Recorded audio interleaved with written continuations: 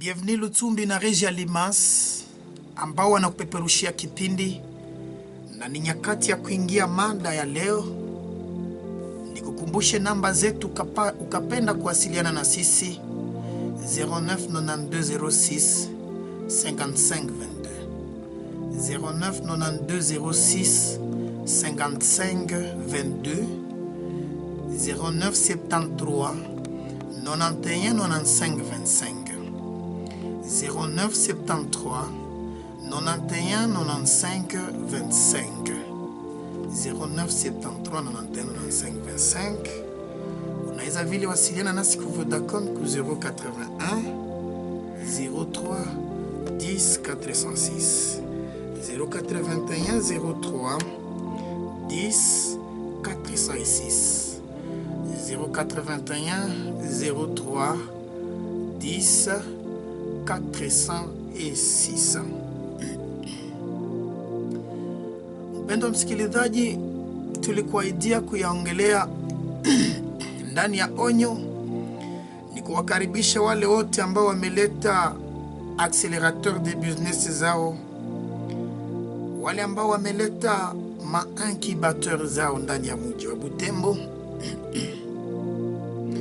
na kuwashukuru sana kwa kujitolea kuitika kusaidia mji wetu wa Butembo, sababu tumeenda kuwa na kuwaza kama tuliachiliwa tangu zamani, tofauti na watu wa Goma na wengine ambao washakaziona fanikio za kutokana na hizi ma-incubateur na ma-accelerateur de business ambao kweli kwetu haikukua kweli, tulikuwa tujaona hivi vitu.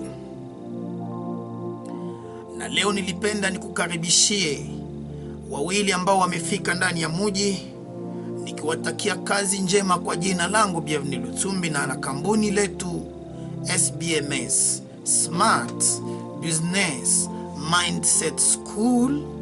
Tunatakia karibu sana wale ambao wanakia tusaidia sana tena sana, parce que entrepreneuriat kwenye kuko ma-incubateur na ma-accelerateur de business ni nyepesi mpendwa.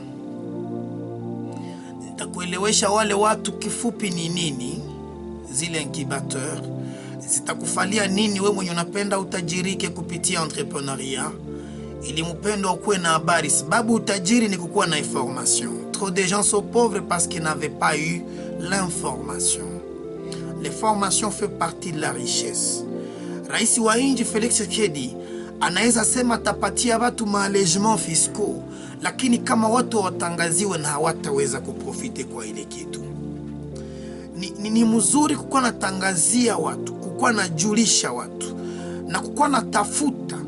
Entrepreneur niko na kuanguraje kukuwa natafuta information yenye na kupermettre uendeleshe kazi zako.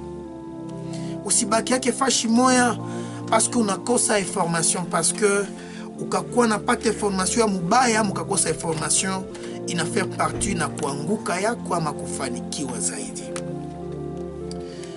Nikiwakaribisha sana wale ambao wametujia ni accelerateur de business, ukuaji accelerator, ambao tayari wako ndani ya mji wa Butembo, ambao wamekamata entrepreneur wa kwanza, ambao wako tayari ndani ya phase yao ya kwanza wanafanya formation ya wale watu, ambao kisha formation watawakanalize kuwaonesha wabayeur na wafinancier wengi ili waone gisi ya kufinancer ma projet entrepreneurial zao na baendelee kufanyikiwa.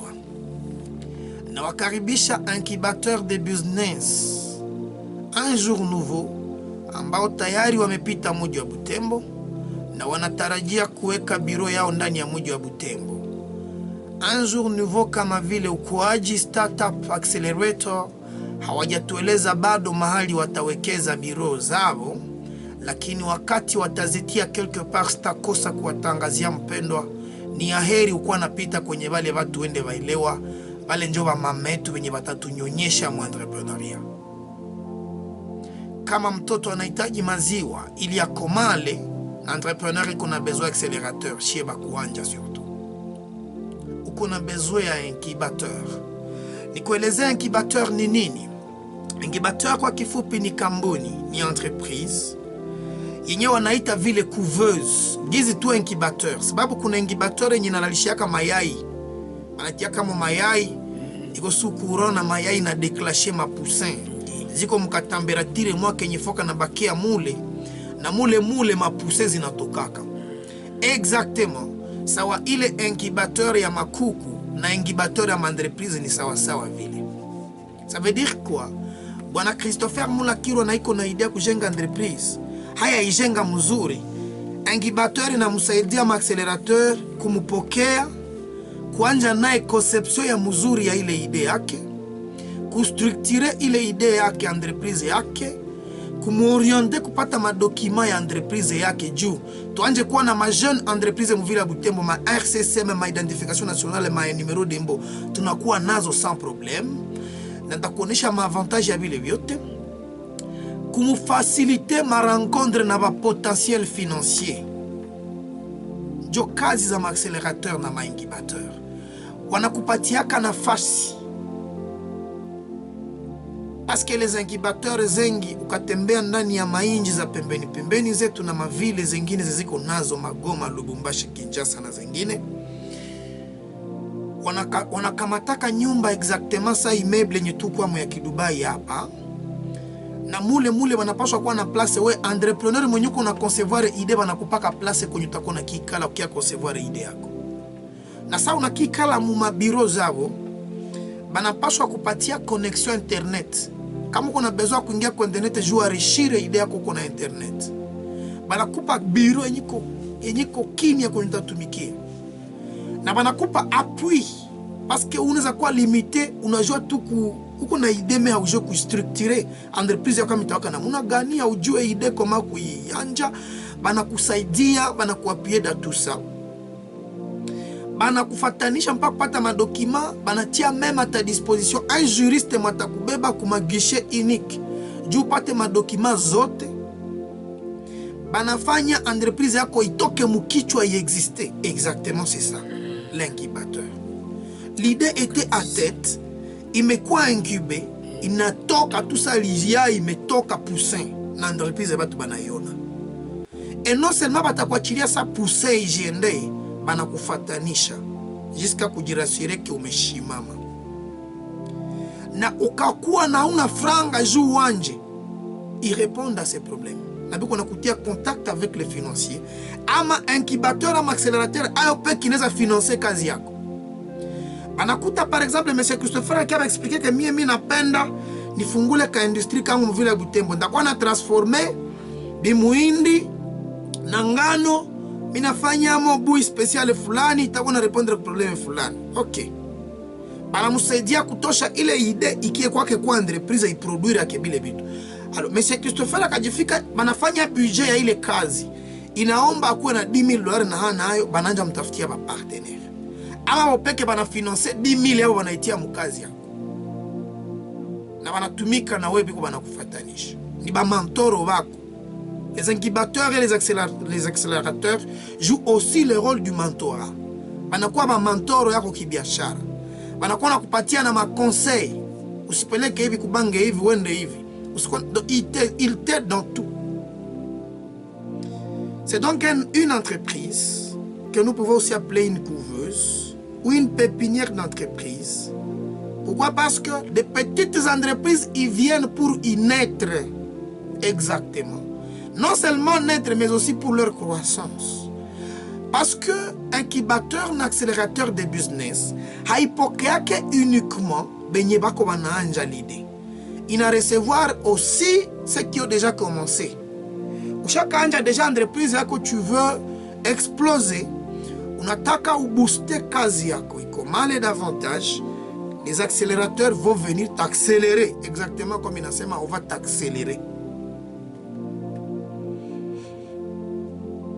Voilà comment ça passe. Ils apportent un soutien en matière de conseils et de financement des jeunes entreprises que les anglophones appellent des startups. Ma entreprise est une naître. Anakuletea ma conseil dans tous les sens. Finance, kuhusu comptabilité, management, kuhusu tout, na bana kuongezea na franga, ils cherchent de l'argent, des potentiels bailleurs, bana kutafutia na. Alors, un incubateur, c'est donc cet organisme d'aide et d'accompagnement à la création d'entreprises. Il a une mission pour assister les porteurs des projets innovants. Peu importe le secteur, agricole, technologie, bitugani, tout. Et ils vont t'aider, ouais, mwenye kuna anja, ama mwenye ushaka anja déjà. Il y en a plusieurs types d'incubateurs. Il y a des publics. Zenye kazi yazo ni kukua pale, na ziko na zile zina dependre na serikali. Niza inji ineza tia ayo peke ma incubateur zake, ma accélérateur zake, pour qu'ils promouvoir l'entrepreneuriat mwa inji. Parce que l'entrepreneuriat ni maana, pourquoi? Parce que mesdames et messieurs, aucun pays au monde ne sera riche sans avoir des entrepreneurs suffisants. La richesse des pays dépend de du niveau d'implication dans l'entrepreneuriat.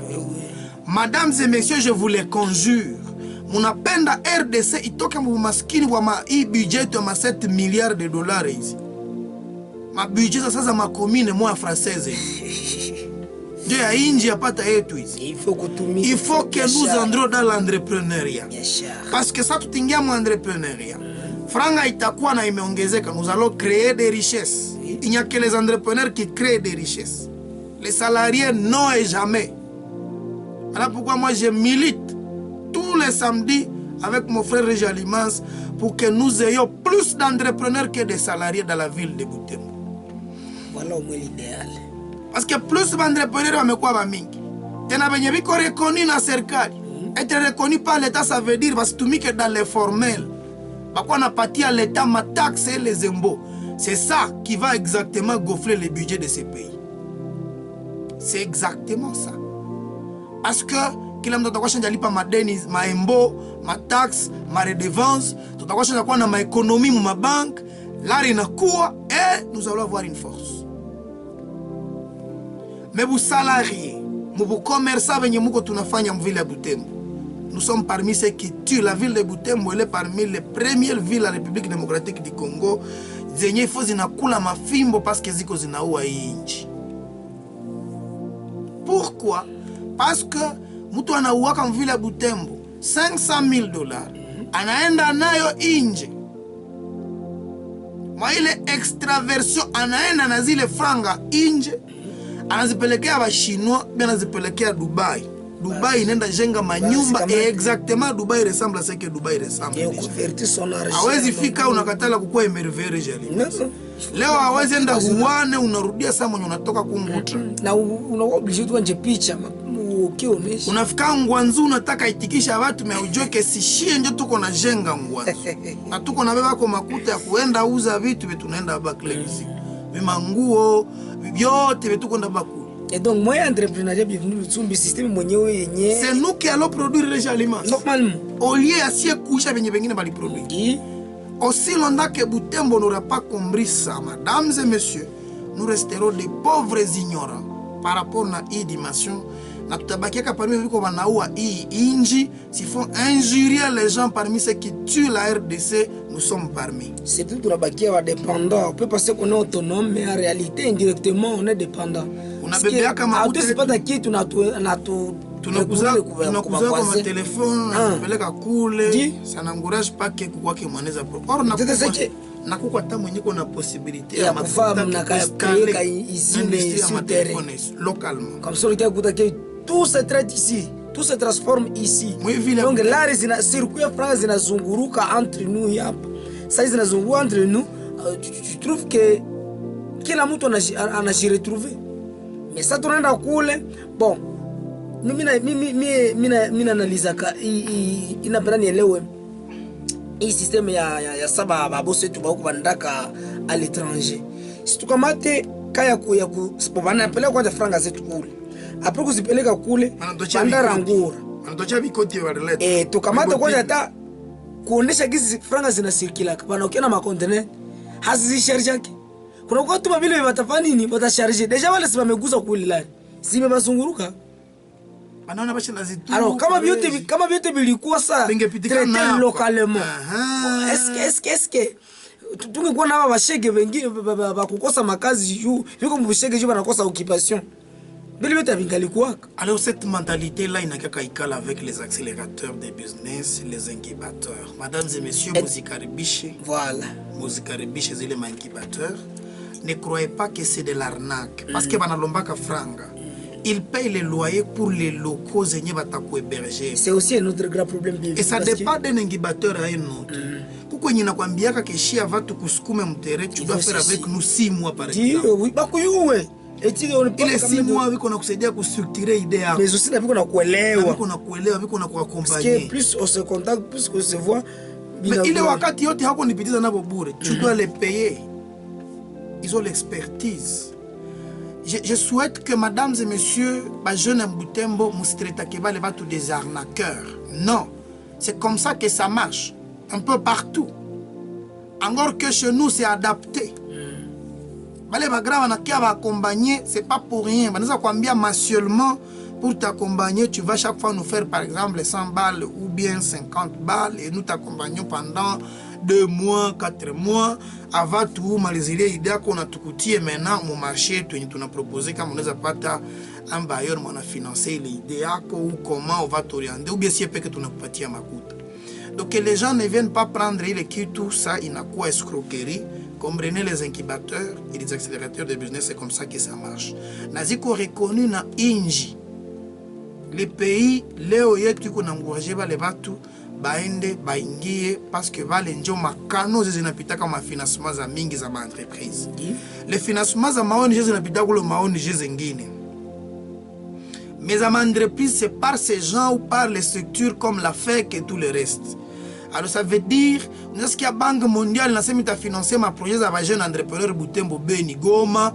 C'est sur ces gens-là, on a qu'est-ce qu'il y a Walikamata, ni accélérateur Fulani, Joye Tashukisha Zile Franga, exactement ça au Goma, qui veut entrepreneur. Un jour nouveau, le cas de Butembo, Ukwaji Accelerator, un jour nouveau qui soit déjà vu de Butembo. Soit ce qu'il y a Banque mondiale qui a parti à $500,000. Va financer ma projet za jeunes, na za jeunes filles, na za maman. C'est comme ça que ça se passe. Na bale na batanja ku encadrer ville pour que zile franga zikue mukazi yako. Na bale basema na kupatia franga bana kuambia ka financement mwenye ni ya kurudi après autant de jours ou bien ni ya kupatiliwa bure zile ma financement zengi ziko. Bana kupatia yo hii ni ya bure haitarudiaka ou bien hii ni yetu tutafuata tumika na wewe tutakuwa nafanya contrôle ya maeta financier zako tutakuwa na kamata ma dividende zetu donc bana kuambia mara moja exactement buhoga wa mvile ya Butembo bunakuwa nao kwa kuwaza kama tena mutanja kwa kugopa zile franga juu mnawaza zitakulaka ma parcelle nous c'est que munashindwa. Hii ndio réflexion. C'est pas comme ça que ça marche. Butembo vraiment biko ni réflexion. Incubateur contrairement na banque ekolomba kile ma garantie rejalimas. Voilà. Accélérateur haita kuambia kashi tu kufinancer hii $10,000 ulete ma documents za parcelle. Non. Bana kupaka franga na bana kusuivre parce que bana kupa franga basha kujua. Bali kuingibe basha kukomalisha. Ibiko kufesi na. Na zikapotea na wanabiko kufanya ko suivi, je connais plusieurs incubateurs et accélérateurs qui ne vont pas faire de problème avec toi. Hatuseme wewe uingie en entrepreneuriat avec finalité kuzipoteza, mais tu dois comprendre que c'est comme ça que ça marche. À l'heure où je vous parle, Goma, il y a des jeunes qui ont reçu 17,000, il y en a qui ont resté jusqu'à $40,000 et ils n'ont pas ta makazi, ils ont leo, et ils ont engagé d'autres jeunes comme des salariés dans leurs entreprises grâce à ces accélérateurs de business qui vont entrepreneurs. Grâce à ces accélérateurs, à ces incubateurs Un Jour Nouveau, grâce à ces accélérateurs Ukwaji, et tout ça, mesdames et messieurs, c'est pour l'explosion de l'entrepreneuriat. Moi, je l'ai écrit sur mon statut, je vois un autre Butembo dans 3 ans. Les jeunes, exactement. Nisi badanganye, tunataka chukia salariat, d'ici quelques jours, tanja kona kosa wakupatia na demande. On va chaque fois chercher des demandes. Mtaza natafuta mfanyakazi anafanya miezi na haka mpata. À quoi licencier nini? Non, nous tous là, on est déjà dans nos entreprises, mon cher. Parce que c'est ce qui se passe exactement dans d'autres villes. Imagine toi wewe uingie msalari watakuna kupatia $50 par mois. Oui. Na unayoa mlango wenye ukapita banaweza kupatia hata $10,000 wenye unatumika kazi yako yako. Pale pale. Qui va entrer dans les maisha ya $50? Na za yule kupana ziko. Et oui, il faut entrer dans les maisha kwenda bazile za mingi parce que c'est comme ça qu'on crée les richesses. On ne crée pas les richesses en état de salariés. Non, non. Les salariés là, c'est pour répondre à leurs besoins. Le peu qu'ils conservent à côté, oui. Ça ne fait rien exactement. Des petites économies derrière du tout. Mesdames et messieurs, c'est ça mon message pour le premier conseil. Il est peine d'aniter jeunesse à Butembo m'accueillir chaleureusement ces incubateurs. Ne les confondez pas avec vos groupes de pression. Pour commencer à marcher que babandio escroquer biso, batuna ki biso $300 pour bangadre biso, tozu financement, ça ne marche pas comme ça. Tout le monde entier risquerait de rire que Butembo, finalement, ce sont des gens ou des singes qui vivent dans cette ville. Ne nous faites pas cette honte, s'il vous plaît, chers jeunes, je vous supplie. Comprenez ce monde-là. Vous pouvez lancer sur Internet qu'est-ce qu'un incubateur, écrivez qu'est-ce qu'un accélérateur. On va vous donner tous les éléments sur ces choses-là. Je ne prétends pas connaître ces choses seul, mais je sais les partager parce que au moins, j'ai béni Dieu. Parce que mon village Butembo, nous avons déjà 2. Et je promets, sans d'ajout, quand je viendrai vous les communiquer dans mes émissions pour que wende ufatililie, wende ona kama na utaingia kule namuna gani. Il est plus que temps, nisibadanganya na nisibade décevoir, que les jeunes tout que moi maoni ONG à jeunes. Moi je vais vous décevoir. Oui. Les ONG des jeunes là, ça ne crée jamais la richesse. Monsieur Christopher, les jeunes pour l'environnement, les jeunes pour quoi c'est bon, mais ça ne donne rien. Exactement. Ces choses-là ne donnent rien. Batu wanaweza panda miti, tunaweza sensibiliser batu kupanda miti wanazipanda, c'est pas un problème. Mais créons des entreprises. Nous n'avons pas besoin de plusieurs ONG de jeunes ou tout ça, qui finalement sont à la merci des organisations internationales, en train d'attendre des miettes d'argent pour des petits projets. Des vrais projets, c'est là, dans les accélérateurs, dans les incubateurs. Allez-y, banaweza financer jusqu'à $20,000, unaanja kazi na hakukuwa na safra. Je vous promets, je vous dis, c'est vrai. Et il t'accompagne na una réussir, na unda kuta ulenjaka na 20,000 ya watu shakuwa na 1 million yako. C'est comme ça qu'on devient millionnaire. C'est exactement la politique ya président Tshisekedi Nyalisemaka. Il voudrait créer des millionnaires après miaka kia kutoka kukiti. C'est une bonne vision. Ça reste à voir si on a dû matérialiser. Mais bon, c'est une très très belle vision. Parce que plus nous aurons des millionnaires dans ces pays, plus ce pays ne sera pas ce qu'il est. Mesdames et messieurs. Onyo yangu ya pili ndani ya kipindi kia leo, nilipenda nikupe vitu fulani ambavyo haviombe vina kontrole maisha yako. Na uko unaishi fanya angalishi vitu visikuikalie, sababu vitu vyenyewe vikaikalia maisha yako, unaweza kuwa na ugumu ya kwenda weresir. Reja Limas, kitu ya kwanza ambayo tulipenda tukazia ambayo sikalie maisha yako ni kasirani ama hasira kali. La colère. Niko nasalimia babangu mzazi Papa Lambert na Mama Générose. Papa yetu Papa Constant na Mama Prexel bazala Reja Limas. Bavia yote ya quartier Kimbulu Papa Delphin na bengine bazebu kumna tufata kule Mbatro. Je vous salue. Merci beaucoup. La colère, mesdames et messieurs, ne devrait jamais contrôler votre vie. Kuna watu Reja Limas akashirika, il peut prendre des décisions drastiques inconsciemment. Mtu anakuambia kimi bakanikwaza ndiza jihanika. Ukanikwaza mimi ukaendelea vile ndizo toka umwe. Ndelende. Natoka mbu nyumbe. Un entrepreneur maintenant comment ça se passe? Hawelewane tu na boss kidogo. Mimi unicheze mwe. Ninaenda naacha. Dare kesho taku yako naza nalaka kwa kazi yako. Kisha kesho naana na kwa kwenda. Su kole. Haya lelande mimi unakosa kama utokia utanja. Unarudia mshomaji. Parce que ulisema tabuta ulishirika kole. Mwenye hana shirika yake. Hapana. Christopher, haiko vile. Mesdames et messieurs, il faut qu'on ait shirika na ma réserve, na ma limite, oui, na mipaka. On a risqué qu'on a prononcé kitu yenye, ouais peke sasa. Je m'imagine que même si c'est Janika, mais j'imagine que bana Janika bienvenue inakuwa kahaya ya action yenye uli poser sous l'état de la colère. Comment tu ndakuwa hivi lâche? Si on a bifaa, je n'ose pas ni. Je sais ça. Je sais ça. Niliambia watu nitajiteremusha. Nikionekana na Sara. Ale. Unazotea ale chesa la vui. Tibe minachisha ya. La colère mal gérée. Inaletaka beaucoup de conséquences. Wewe mwenyewe ulisandia. Dans les foyers ukashirika Reja Limas. Oui. Unaweza fukuza bibi. Ça c'est vrai. Unaweza mwambia wenye ungemwambiaka. Dada nilikuoga kusaidia. Kisha plita unakia kumbuka. Sike sema takia kuonesha le pourquoi. Sema kurudisha ku réseau.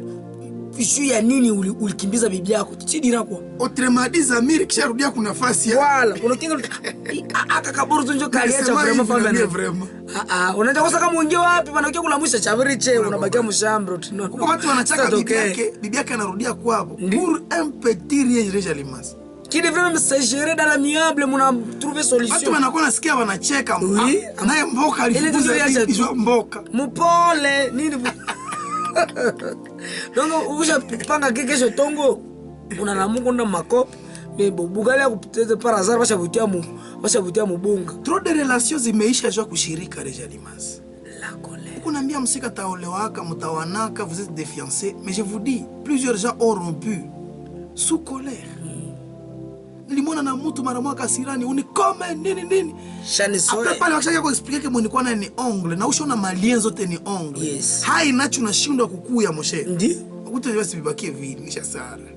Ndadebrie mwingine. Ndadebrie. Peut-être ilikuwa même sous l'état d'ivresse. Il faut faire tout, mesdames et messieurs, surtout en entrepreneuriat. Ne prenez pas de décisions na uko suka shirani. Itafanyaka upoteze na franga. La colère elle est autre. Asira kali. Kushirika inamaanisha Reja Limas. Oui. Aller au-dessus de vous-même. Ndi?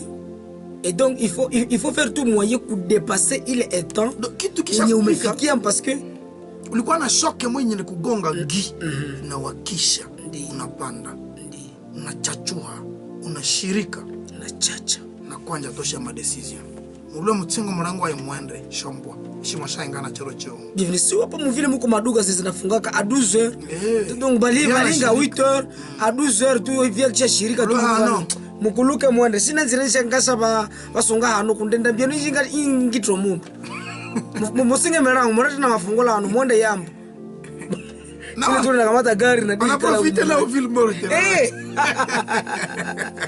ona greka ville morte abo ile ndio kaja ya kwenda vula ana profite ville morte va ula perdre et puis tu vois maintenant kazi inakuwa kukilo ça va venir kazi kwa nafumbula kesi comme ça que tu agis bon batakona kukasirisha toujours wakimbieko bon bande faire autre chose parce que ça on va kimbia peut-être on va bazosha ku va récupérer après.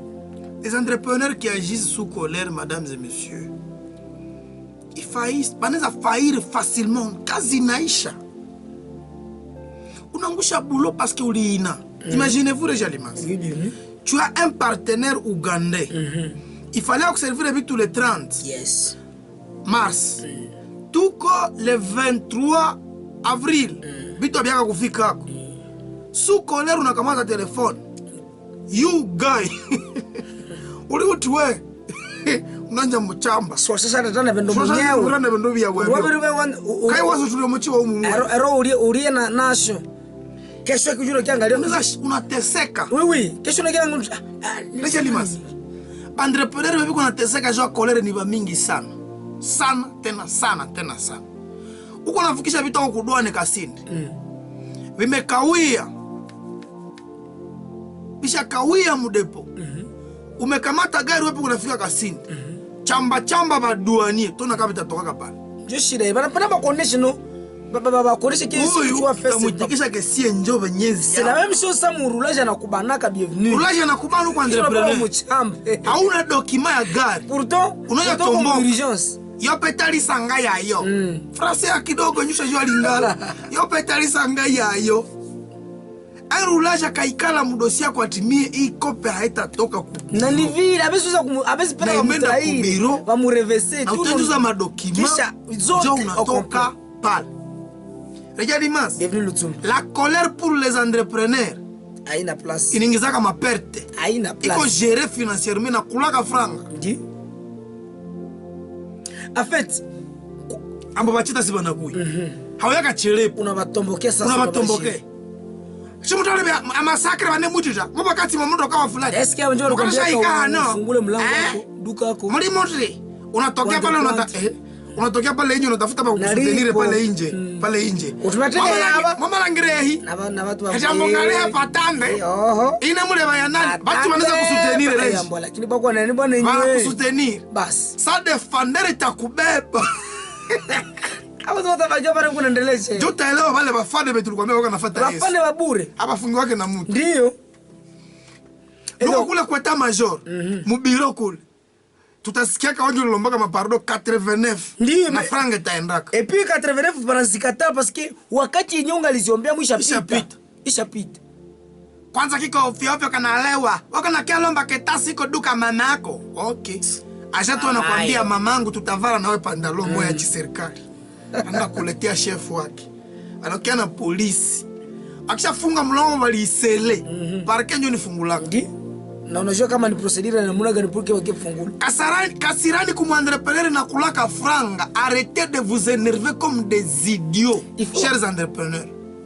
Kushirika ni abitingo m'entrepreneuriat. Il faut donc tunashikaza tunainitier ma stratégie ça nous permettre de dépasser ma colère parce que d'ailleurs il est conseillé que pour se prendre des décisions qui tu me sema sous l'état de la colère. Donc de préférence d'ailleurs unanyamaza. Un entrepreneur anapaswa jua kucollaborer rejalement. Voilà. Unashindwa nini kuongea nao chini? Basi sina kitu. Murudia kesi kwingine. Inakushinda nini? Très souvent, mesdames et messieurs, nous nous créons des problèmes, nous les entrepreneurs, parce que nous ne voulons pas comprendre. Sous l'enjaka entreprise, tu ne t'es même pas renseigné, tu n'as même pas un conseiller juridique, monier, anakia ku conseiller, on n'a pas choisi par taxe fulani, taxe fulani. Avant de faire vraiment, il faut d'abord. Il faut procéder. Avant kujenga nyumba kufanya hivi. Basha kiashimamisha makazi kushandia unatombokea watu baleta. C'est ton ignorance, c'est ton ignorance qui va devenir. Kwenye vitu vinakieka kwa donge pete. C'est quand unakuyaka mwile état ya colère, unataka sema sababu unaita sasa. Kisha kwa sababu unaenda ita un subalterne mu boulot. Unaweza kama njoo utafaa intervention rapide. Uko na regular ku trafic d'influence. Kuna nashiwe na honorable ngamo berekara. Allo honorable. Ala Saidi. Nyumba ya sieno. Est-ce que kuko marié entre na comme député d'ailleurs ndio législateur. Kwa parmi wana voter ka loi. Na atakwambia non lakini muka kwa la makosa. Sina manake kwa pesa na ngatoka. Kwani hao colonel wa mbele Kingana. Bataja opposer question est-ce que tu n'as pas injurié ces agents de la police? Oui. De la circulation routière. Non mon colonel. Non mon colonel. Est-ce que tu as même un permis de conduire? Non mon colonel. Bienvenue. Comment tu veux que je téléphone là? Tu n'as même pas un permis de conduire. Ta moto là coûte combien? Je m'excuse, mon... Non, il n'est pas temps de t'excuser. Pas comprendre. Alors donne le téléphone à l'aide de ces gens. Voilà, on gagne. Alors. Petit on a botika, mais boy bisaiza la souka. Afu ta permis de conduire. Na bana kuambia mbuuze permis. Atika mai. Atika pe moi mai. Tuna watoto kama mbona mbona itoka kuna yacha weya munini. Mutego. Ushashiriki unaja tomboka unaja chama barulashi. Yeye mshatuonea kuyala mtego mtsanga. Il est vraiment déposé. Amonjo na makwepa kama mtenda rudia kakuba. Carburé comme moi. On m'a perdre carburé parce que ukikaa na chepomba tu. Si mwingine anampatia kama kofi bale mchimbe. Na tukwa una reji. Sio tumepita na hatuna madoki ile siku hata. Mesho chepomba anakenya kama hata kole mrulaje mseke. Mama. Muvie mwenyewe pembeni kamusumba mkuu. Kwa mnivo. Tena ule vie ni mkubwa kupesa ile moshe. Acha kwa mkubwa. Ni mkubwa, alikuwa ni mkubwa tu. Petosa kana pa. Nakutana na sarisha. Mistari na bagia hapa kumatema. Nilikuwa kwa pasha. Hauna doke, usatomboka, usashirika wana kumatrula. Donc après tena bakabeba na moto akikenda. Ndio ikaenda kadi. Kisha j'imaginer haya utenda négocier mwa kusambula likofi jua kushirika. Ndi basha kuchapa kwanza likofi. Alors il faut tena kutura kuonjo wende négocier pour te comme origine simplifier, mon enquête tout dans les bons et puis mon pas de solution pas clair. sina document. Entrepreneuria mwache kushirika tunachele kose pale. Voilà. Bose na mfanyakazi toche kashirani. Mfanyakazi bosi kuna deni ya makuta kukulipa, uko namuna kumwenda meme si deni ya makuta mshahara ni deni yanapaswa kulipa. Il faut voir la procédure. Na kumshirikia ke sitasemaka tena nalo mpaka lutanelipaka mimi kwa vingine. Unakianga na mtosha kwa chiru mangururu mamumu. Ulikuwa namsaidia utikaribu papa mkazi shakwama. Karibu. Jua makuta yako non, ça devient autre chose. Ça devient autre chose. Cette colère ba salarié muepuke, ba entrepreneur muepuke. Mfanyakazi niko na kutuya tu ulikuwa na perte, mu répondre bien usimshirikie. Isikondele njoo aliacha unapoteza mkazi. Hapa mtomboke yake sambuku. Utafuta unaniomba makuta. Haoni kitu tulingikuwa na manga. No. Haiko. Mimi reje niko pale watu wenye kanishirikia vile nitreteo vile ndeza acha kazi ya kukuonesha gizi. Mshere. Kama ile ndio probleme. Au pele tu traiter dans la miable. Miezi ine tuachane bien. Junjo huko tunakuwa na shirikia wa kutosha. Akosema niende mbali usisalake unafacha mbaya chini. Mimi nakusukuma usisake watu. Donc tout ce qu'on apprend ma décision. Que la colère ne contrôle pas votre vie. Dans votre vie ya kazi entrepreneuria. Dans votre vie de foyer régalimas. Mais on a piqué comme bibi abo makofi, c'est parce qu'ils n'ont pas compris cette dimension, mesdames et messieurs. Déjà wakwelewa ke mwanamke makofi za kumatra mazimu résoudre keko problème. Kuko makofi za bieza unapasha patia mwanamke na zinatosha. Unaanza muandikia rasio kuka papier. Unaacha makuta pale unakuya haukule ushakulia mvile. 4 jours une semaine ukwacha rasio yote. Unakamata watoto wako unapatia mugara kwenda nabo. Anauliza tu mnenda wapi tuko hapa tu. Unaenda. Kila mtu anaongea na vikremi kama mkono. Ile nashinda mangume mimi sizipiga mtu reji. Nikakupika na kupika psychologiquement. Comme ça na sandri tusha nekosei. Wewe. Na ikasira ni unakole. Mimi nakutusha kole mamake na nani na regisande. Na regisande. Ndio mikala lako. Nake kwa chadisha. Ndio ni reverse ndio maisha. Na ndio sasa kulia tena kwako kwenye ekologi. Nisha mwikala lako. Wewe ushanizoea. Na mna mtusha kama mkingi. No, c'est impossible. Chamba beaucoup il y a plusieurs façons ya kupinir. Comme plusieurs façons. Mimi ndakupa punition. Mais aussi hapana kupinir na kuavertir. Parce que mtu anaweza fanya kitu usale savoir, anawaza kama tuko mvua normal, mais à fin de compte, unakia kosa yeye ya kupona yua ke ni makosa. Il faut kumuonesha kosa. Mnaresoudre mdale bwana. Zezeka. Makosa zikiwake mvua yeye. Ile nayo ni erreur. Ile nayo ni erreur. Ile inacha watu wanakuwa shirika sana. Kile shirika unarudia kubia zamani. Tena si unaona kumbe kosa kisha kuna sisi. Sheria lakini ushafanya erreur kutumikisha ile register kusema. Haiko vile nje tongeza. Unakombrana. Ile register bulo fulani. Donc prochainement. Mpaka aseme na reconnect. Amejiexcuser. Wewe wengine wanakaa. Bana wewe. Na mwana vesika vingine kuvingine. Siku ya maisha original vinatokea kavete vinatii. Suri faki vime na kunyamaza. Sini kunyamaza. Ukafaa hivi tena kunyamaza. Na yeye ukakeka songa bugari wakabambi kanipatia matartini sweet. Na unashoki zina kulaka tartini. Kisha leo leo ndakuua. Kanisikia pita hapa mbele. Sina njoo kuongelea. Ale magoti. Leo ndakuua. Usifike kwangu. Usipite pembeni yangu. Usifike kwangu. Na kwa hivi anafika wa kwanza ile zi. Unafungula mlango kwa kama ni kalpongo kwa manjano. Unatuma mtoto unaangalia papa kwa shavi. Anaangalia kama papa kwa. Ono papa kulusha kiasi. Ndio sema ni. Unakia unalewa bila kobi. Iko biata. Kama lunalewa tu pa Mungu roba kanjitra. Enda pima la chakula. Unaambia tu mama yako kwa mlango. Papa! Ye mama! Achiko kumulango. Mwambie arudilie kule. Mwambie sitaki hapa problema na navunja. Leo ndio siku kwenda kwabo. Mwambie kikamata vitu akiaende. Papa sa jambu. Anakia piga chaembe. Pale petira njoko na juende rebedi. Kama unajenga legisi. Petit mère kuna pita mtoto. Juro kio kutakisi kufika kwenye sura mbaya. San marche. Kaza vile. Na mbuloni vile. Kuna kio kutakisi avile sama na urumia naka tena maana yako na tembea limo mtoto ni kwa niko na ngalati Mungu wa farse. Mungu yenyu ni Mungu wa farse. Ni pièce ni théâtre. Donc il alikuwa kwanza chichiru muituru na huyo kacheza inimane roho. Voilà comment vous devez gérer la colère, mesdames et messieurs. Deuxième chose qui ne doit pas contrôler votre vie, c'est votre passé. Voilà. Mapito yako. Est-ce qu'on a rudia maisha? Votre passé est déjà passé, ça ne fait plus partie de votre présent. Et dans la vie, nous vivons le présent et le futur. Nous sommes dans l'aujourd'hui, demain. Mais hier... Hier, là, passé. Si hier, tu as perdu, l'argent perdu. Tu as mangé, mani, tu as mangé. C'est même pété là où c'est. Tu vois? Parce qu'on a kurudisha mvya zamani. Iko na turudisha makosa yetu ya zamani, jumu litujuaka, non ça marche plus. Ile ya ku revenir tu ku passé, inachaka watu wanakosiana na maadabu. Donc tu arrives près de quelqu'un, unapenda umrudisha, tairesi na tunavala kameka sana wewe kumakerere.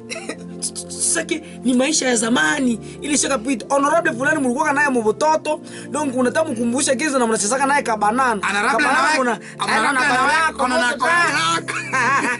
na unakumbuka tena sasa tunaoneka kama Velario kweli na honorable alikuwa kama wavenyambo.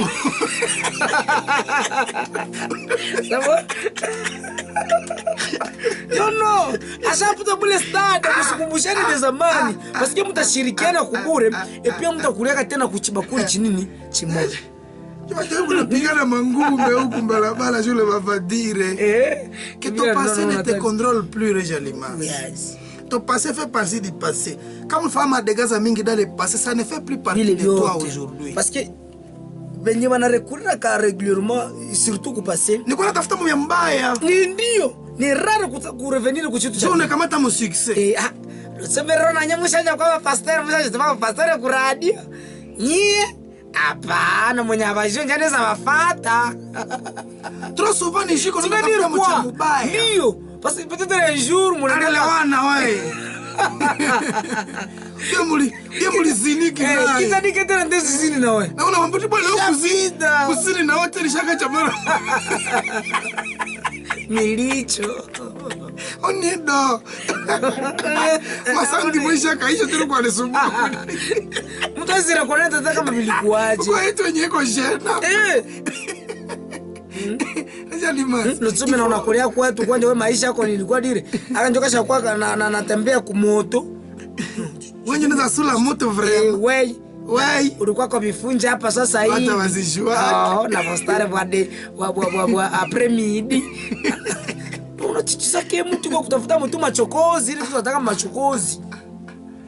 Madame et messieurs, ton passé là laisse tranquille, ne touche pas. Nambia kama membre de Ramos BMS na tuko na va former chaque vendredi. Si tu veux rentrer dans ton passé, ne rentre dans ton passé que pour voir les succès.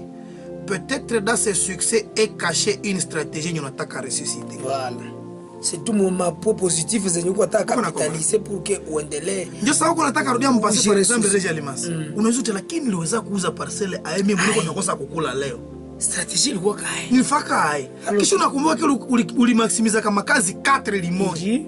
Ça veut dire leo jinyima vitu bimwabemoe. Uli gestion ya makuta kulifaka bien na uzake bituruturu.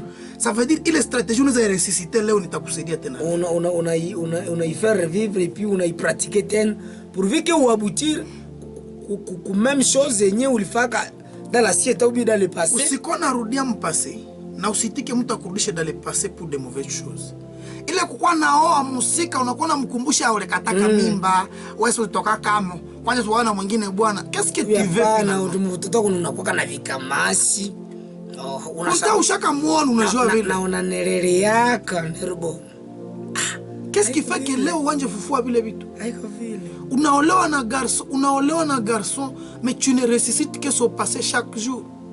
Wewe unjanja ubiri wewe mlevi wa jana. Ubia pale. Kama sikuko wakaro kumbusharata. No. Nawe kama kukuitika ndo kumbusharata. Ça veut dire quoi? C'est vice versa non. Ni vitu viko impossible déjà limasi. Nisha kutosha mu maisha mubaya. Pourquoi vous rentrez dans les impossibles? Kama sikuko waka kumbulirataka. Mais quelle est la réalité? Est-ce que ça c'est la réalité? La réalité c'est que ushaka nio. Ni. Sasa hakuna kama ungenioa. Sisi rat. Kama ungenioa kiko impossible. Ndi. Kurati ko impossible ushaka nio. No nishatwa déjà mu catégorie ka bakurata. Vous connaîtrez la vérité vous rendrez libre. La vérité, elle part des choses réelles. La vérité va de pair avec la réalité, mesdames et messieurs. Kukuna turudisha muima si kekuaka, si je ne t'avais, si je ne t'étais, si je ne gougou, si je ne t'adis, haunge nini kia kose tunge, haunge, mko mbia wapi, vile habiko, kwa hamuyaka zala. Njo vipresent, njo vi. Binye habiko hamuyaka zala. Il faut kuangalia quel mécanisme. Haunge ziniki tunge zalaka, ça veut dire quoi? Ça veut dire quoi? C'est rendre l'impossible, non? Jusqu'à preuve du contraire, la réalité que mko pale hamuya zala. Préoccupé parce que c'est le présent. La force repose, mesdames et messieurs, la force réside dans accepter cette réalité. Et à partir de cette réalité, fonder une autre vie future. Et si c'est une erreur, il faut accepter. Et il faut voir comment maintenant il faut corriger. Dans le passé, il a été ça. Aujourd'hui, il est ceci. Nous voulons devenir ça. Vous vous concentrez sur le présent et ce que vous voulez devenir. Oui. Je me souviens dans une émission comme ça, dans les piments pour expliquer, il est ma 3 étapes, il y a vie, le passé, le présent et le futur. Donc il faut qu'on gagne comment utabishiri na muna gani. Trop de gens kunashindwa kumaisha sikusomaka. Bia kutosoma bishaka pita. Unabilie kumaisha kwenye uko nayo leo humu. Moshe. Au lieu de résoudre. Kuna miaka 30. Est-ce que vous êtes en première année primaire? Si tu n'es la rata kabaka da. Ouais, mwenye uzina tena première année primaire 40. Ungali najisumbua sikusomaka. Kutosoma bishaka pita. Concentre-toi sur ce que tu es aujourd'hui.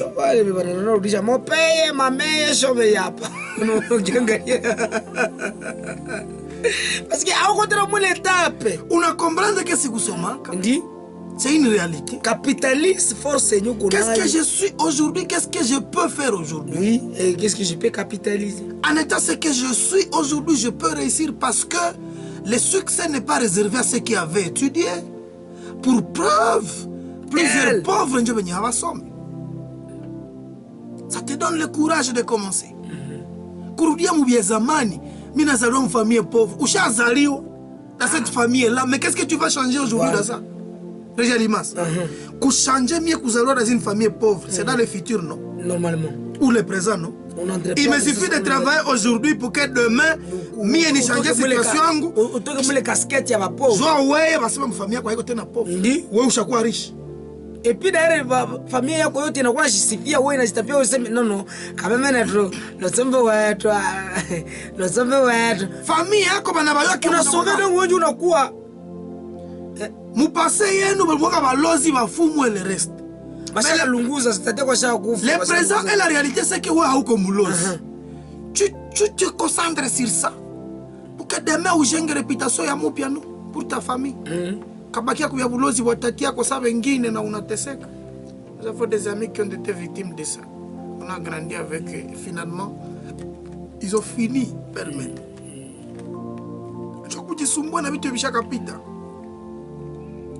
Il faut commencer à comprendre il est bitu. Kitu ingine tatu sikalia ke maisha côté pulsion sexuelle, mesdames et messieurs. Quelle pulsion sexuelle que tu es en train de ressentir ne gère pas ta vie. Hizi masumbufu za kutokana na hamu ya kitendo la ndoa isikusumbue, isikupreoccupe. Hii appétit ya relation sexuelle yenye unakuwa kama isikonje itakuwa preoccupation majeure yako. Isikalie maisha yako, usikontrole maisha yako. Kuko bien unapasha gérer ama bébé unapasha kupreoccuper pas cela. Ne réfléchis pas ta vie avec ton sexe, papangu, mamangu. Dadangu, kakangu, s'il te plaît. Ça c'est pour les animaux qui agissent par instinct.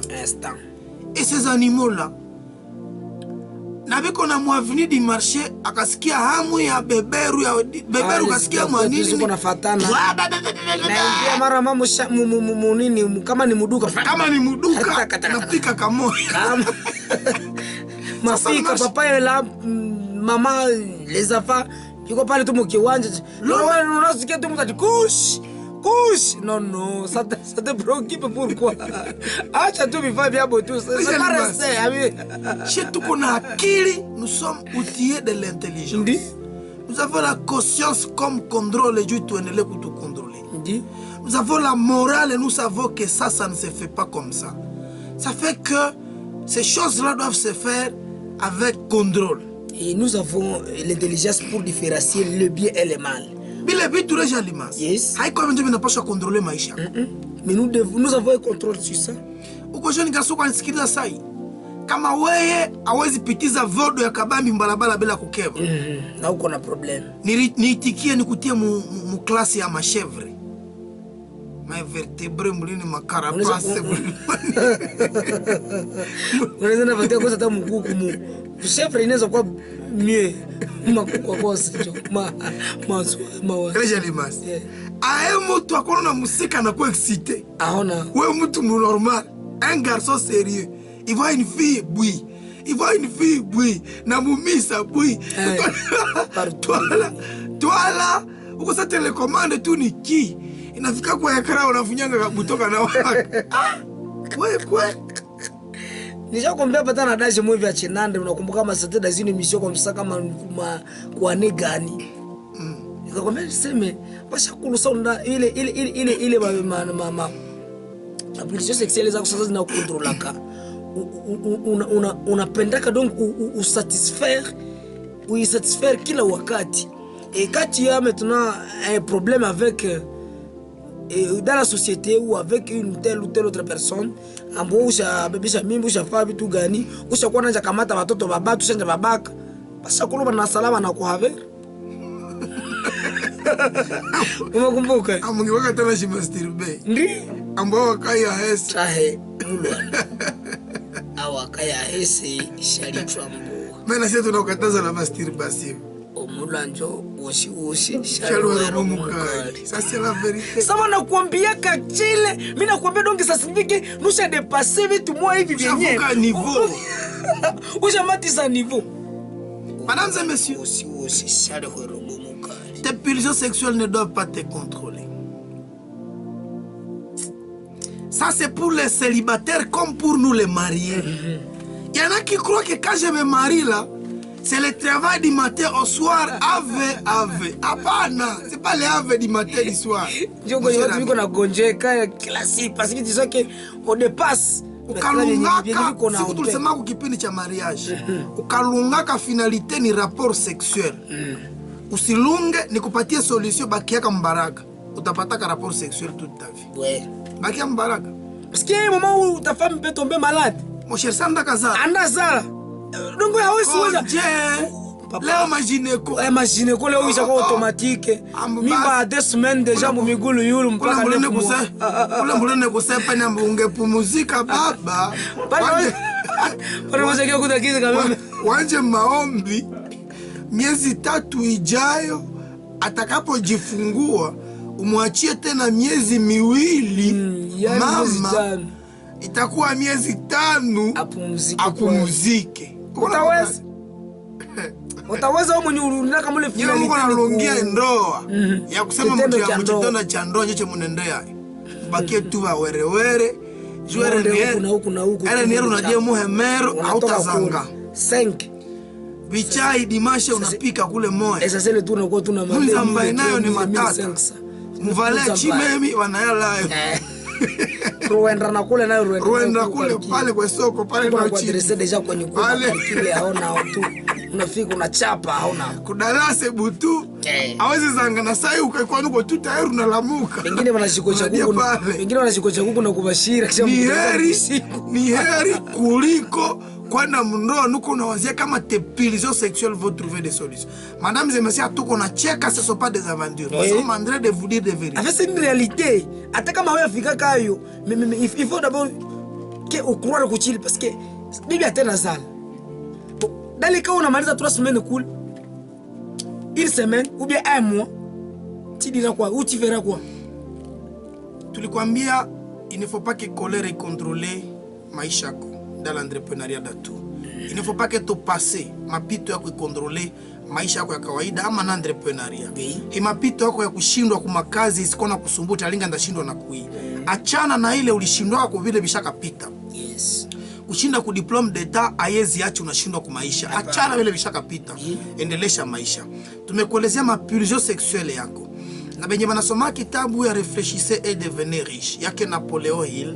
Nilibaoneshaka siku nifanyake emission kwa ile kitabu lilibaoneshaka comment contourner, comment kwenda geuza ile mapilio sexuelle dans ce que Napoléon il appelle la transmutation sexuelle. Dans cette transmutation sexuelle, Napoléon il anaonesha gizi kuko le capacité mwanaume za kugénérer de nouvelles idées, za kuaméliorer maide zake, kazi zake chaque matin par les excitations zenye mwanaume anakuwa nazo kila asubuhi. Il suffit de prendre toutes ces excitations pour un homme normal, parce que quoi anakuwa nazo, ça c'est une maladie, il faut natokelea banganga. Pour un homme normal, il n'y a pas de excitation à kila asubuhi, ça ne lui dit pas d'avoir une femme tous les soirs ou tous les matins. Ça lui dit de dépasser les dimensions. Il y a kuwaza kujitendo cha ndoa, juu asijimasturbe. À dépasser les dimensions, juu asiteka musika, banazini ku téléphone. Et je vous dis, ça c'est le péché le plus commun qui est commis par les jeunes d'aujourd'hui. Mouko nazini ku ma téléphone, vous faites des appels pornographiques. Allô chérie, nimebaki abochi na wetoshe miole kama langwe nifungolie mbesile na iko kungutra kitingo chikina chiko munza mbaya ndio wiko nendelea tu china chokozana kule kwa chiko nacho china chokozana unakiangalia mishipi shapigwa kushapita kukichwa ledeze mbesile suki na siriki gare mbesile wanda ishia umamonde deside hiko inazini kisha senga 4h30 kanalota kiko nazini akumbe kona lala na mapepo na kuharamuke les démons là ont profité de cet instant là pour venir dominer le kajo kiko na lota kiko nafanya kitendo cha ndoa kamemaliza vyote we kisha kanaka tsinduka kasha jikoyola kona vingine vyote kasha vifanya kanomba priere mko nazini huku shama mawazo zetu kisha kiangalia kwa alibiprovoke kwanza parce que ilianja mu ka phénomène moi hivi toi tu as pris ça comme une blague. Malheureusement haiko vya génétique leo vimekuwa na vya mama mambo nyumba. Aba mama viko na baniwa huku ma sex tap. Iko na ndikia kalo na kabatu. Ndio. Ulinikuyaka butamu wewe. Mtu ni secret ni nini? Tena uku yake. Haya kiwa sa uliguzaka pale hivi. Mko mapepo ya nini? Na ile meme telefone ndio nayo mumisi. Ifuna inakuwa connexion shetani kona pale wifi niko na evoke Yesu shetani ko control nikwambie sasa mwile logique sasa ndio kwenye unafinire pale kufanya nini kushipicha najua kutasa misi na kawe yaka sasa anatuma mapicha sasa tulikuwa liambo misa batufundisha ile yenye kwa butamu tukepozemo na makesio mimi kana chore ndio telefone tena umeingia message file imeshaisha shetani mwashaki kala mtelefone yake ameshikaza apate chengine chibile chinaandika uko wapi tena hamu yako kana toka mumisa na komunyu na hiyo anajua kile kama ikula kwa ata na shana tena unaona mtu tena katala tena na kaliungama ile siku tulungama tuko tunacheza mabidile na ungetuka fama ubi unaangalia mtu ata Mr. Ungama Mr. kuna komunyu anajua sio anajua kisi iko imesha planifier azini leo leo hapana Rome sipendi kuchanga Mungu na yangu Mungu asiningili acha distance ukana comprendre pourtant comme mtu mwenye na conscience akisha communique d'ailleurs anaweza kumbuka communique kwa jeune kwanza hii programme una cassé même les mariés Régie nous connait maman qui réjouissante le tumbi connait maman Christiana nous devons avoir des limites dans nos conversations parce que ça risque de nous téléporter dans un monde qui n'est pas ordinaire. La sexualité elle est très complexe que quand elle est dans le passé elle peut ne pas se faire exactement avec la personne à qui vous êtes marié. Ou comme un message na bibia kwa mundoa chérie amako uko happy. Vous allez partir dans le hamwako. La femme qui passe là sura kanyo na bakia muyewe mkichwa ko tumbi mémoire yako na retenir et c'est avec cette femme là que tu es en train de penser tout ce que tu es en train de faire là. Il y en a trop de gens qui viko na zini vile mawazo. Ndikisho takiangalia kama ni entrepreneur iko na rangura unasikia tu wanafika tu muduka hodi hamu wako ni ngapi des entrepreneurs régiliments parce que ndio biko na kupreoccuper ndio biko mu inconscient kisha bina story ba entrepreneur régiliments mwenye même niko nafanya ndoa na bibi yake il est marié c'est l'image de sa fille de travail njiko na kia mkichwa Parce que toutes les fois que biko muduka ni voldo ya ule musika ndio anapendaka kuangalia. Kliana kuyaka papa anapenda enda mservice eve. Na mko wengine wafanyakazi wa Mumbai. Eve, mwache eve ja shukisha ile carton. Akumbe kazi yake pale tuko na raisonner ile fuenge. Ile fuenge ndio na balaka tu chikombe chimoya ube mama jipe za reja. Mon cher, master niko marié, ile ndio image yenye nakuyaka mukitendo ya ndoa, niko marié. Il y a des gens qui commettent tous ces bévures là. Batu benye biko banafanya sexuellement des choses, des rapports sexuels avec d'autres gens en esprit, physiquement avec leurs épouses. Vous comprenez la monstruosité dans laquelle nous sommes en train de vivre. À cause de nous laisser dominer par nos pulsions sexuelles. Il y a des témoignages de gens qui disaient que dans nos émissions mail, des gens qui disaient que pour que même ils aient une satisfaction sexuelle dans leur foyer, il faut Anje Kumbuka les rapports qu'il avait fait avec X, Y, Zamani. Ouais, cette maladie-là, il faut que bien va psychologue, na psychana, va clinicien, va couper na madawa. Unastahili kunini kusepima. Quelqu'un de faire l'amour avec son épouse de mariage, s'il vous plaît. Ou bien son épouse, son mari là, il a bibi yake, il a consommé ndoa yao. Mais vraiment, il lui faut kukumbuka rapport yake sexuel ya ku 2018. Mnomba kwa kangeti, kama uko bakatoliki. Momba sala, njo mufaniwe maombi. Alors les jeunes, je vous appelle à faire une transmutation. Cette force-là, toutes ces pulsions sexuelles, elles sont porteuses d'innovation, je vous jure. Je vous avais dit que les questions les plus compliquées au monde trouvent des réponses lorsque les hommes sont excités. Les problèmes des ADF ici, ça trouve des bonnes propositions de l'état des cieux.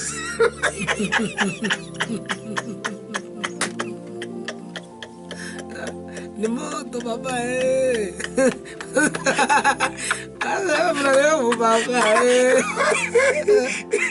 Non, bien vérité.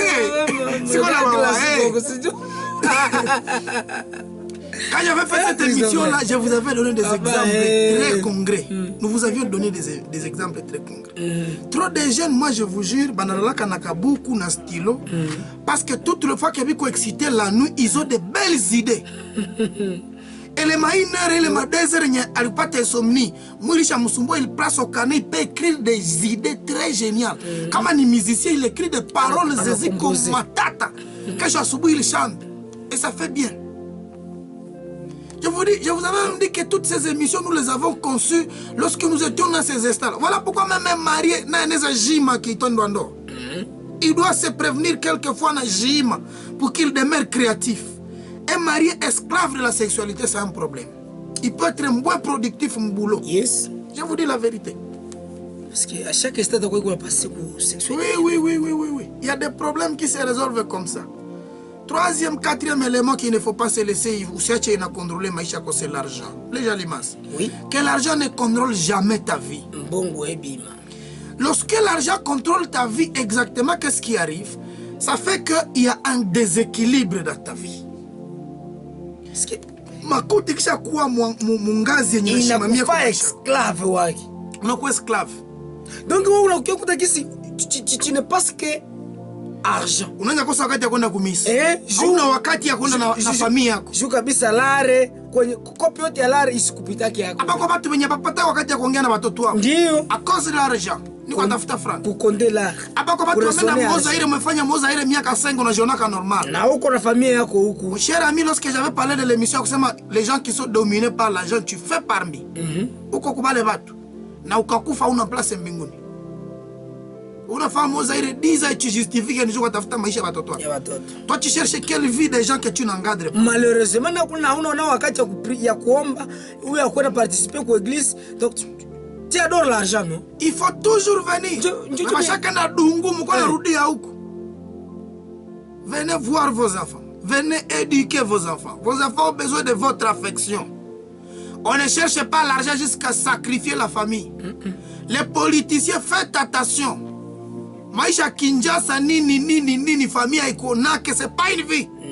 Attends qu'on a touché 18 000 $, ça c'est la malédiction, la plus grande malédiction au monde. Et je vous jure, 99% des femmes au monde, disponible. Vous pensez que c'est l'argent qui va résoudre tous les problèmes? Épouser ces femmes-là et devenir des millionnaires qui ne seront jamais là pour leurs épouses. Nombreuses d'entre elles. Vous verrez vos femmes et vos épouses entre les mains de vos beaux garçons. Nombreuses d'entre elles parce que c'est pas l'argent qui fait le foyer.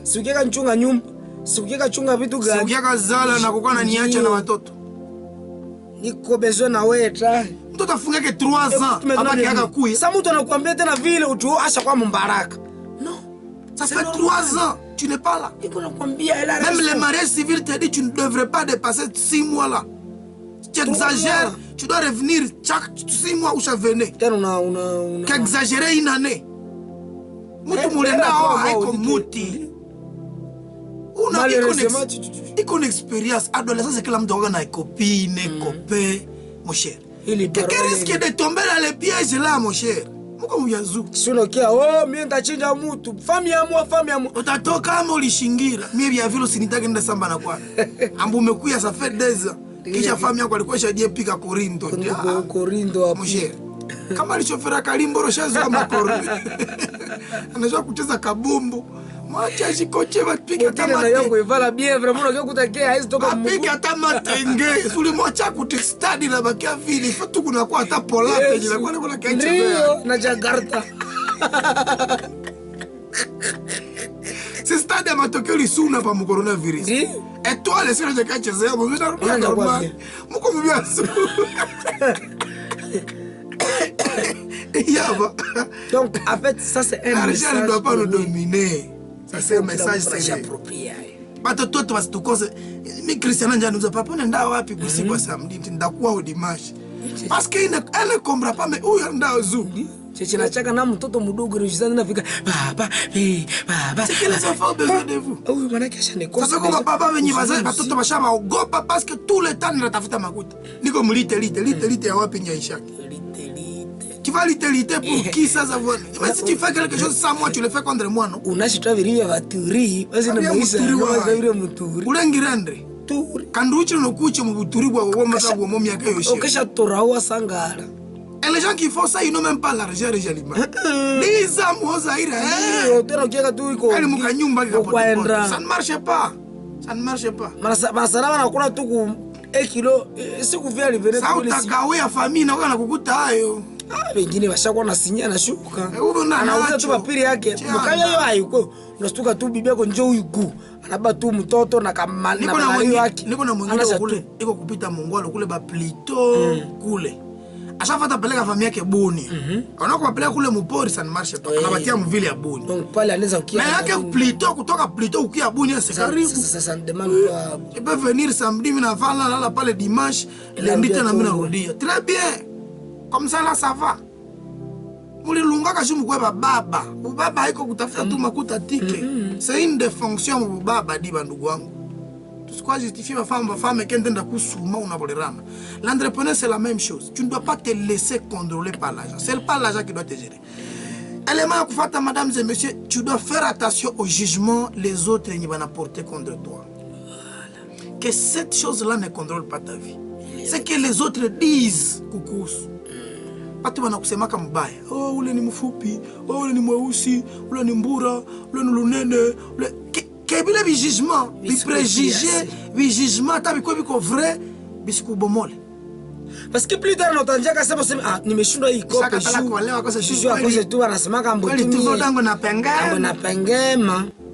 Mwenyeko na niveau vile journée mwenyeko na niveau ile niveau do ya bamenizi ya banene ba maso ya banatia kunyumba na boko jeje mwenyeko na niveau do ya kupimia kwa mavodo iko wapi hakuna mwanajua sema tu niveau do pour peser les vodo pour combien de pour quelqu'un conclure que yako na pengema pour kupengema ya autant de centimètres hapa kabisa diagonale hapa na hapa ambiambatana.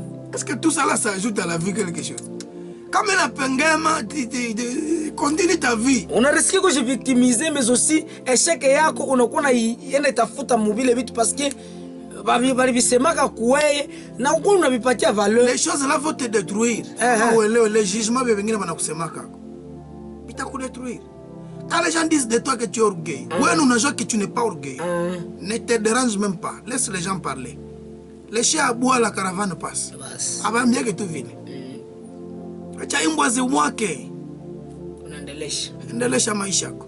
Il y a des gens comme ça qui vont vous créer des problèmes dans la vie. Laissez-les parler. Les entrepreneurs, c'est la même chose. Que les jugements que les autres portent sur votre entreprise ne vous détruisent pas. Si il y a seulement si qu'il faut. Voilà. Si c'est un jugement vrai. Ça y est, ça si c'est ce sont des noté bien. Ce sont des objections. Qu'est-ce que tu as comme entrepreneuriat? Sur la qualité à produire, par exemple, tu dois tenir compte.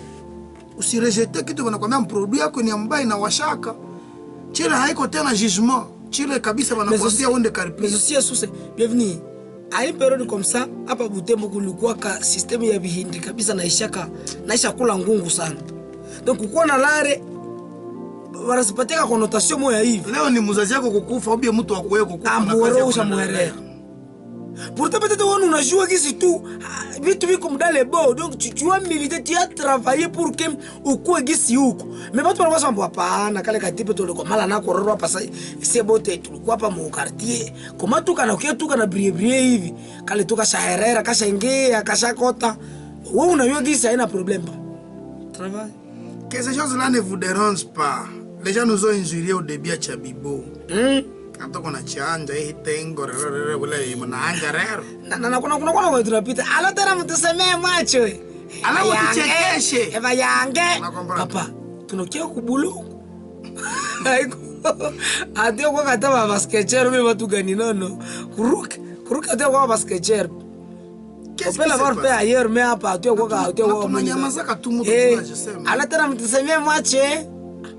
Na mbaba muzimu kwa mbaba wakua kuko na au respecter à chaque jour tu ambie vile vraiment.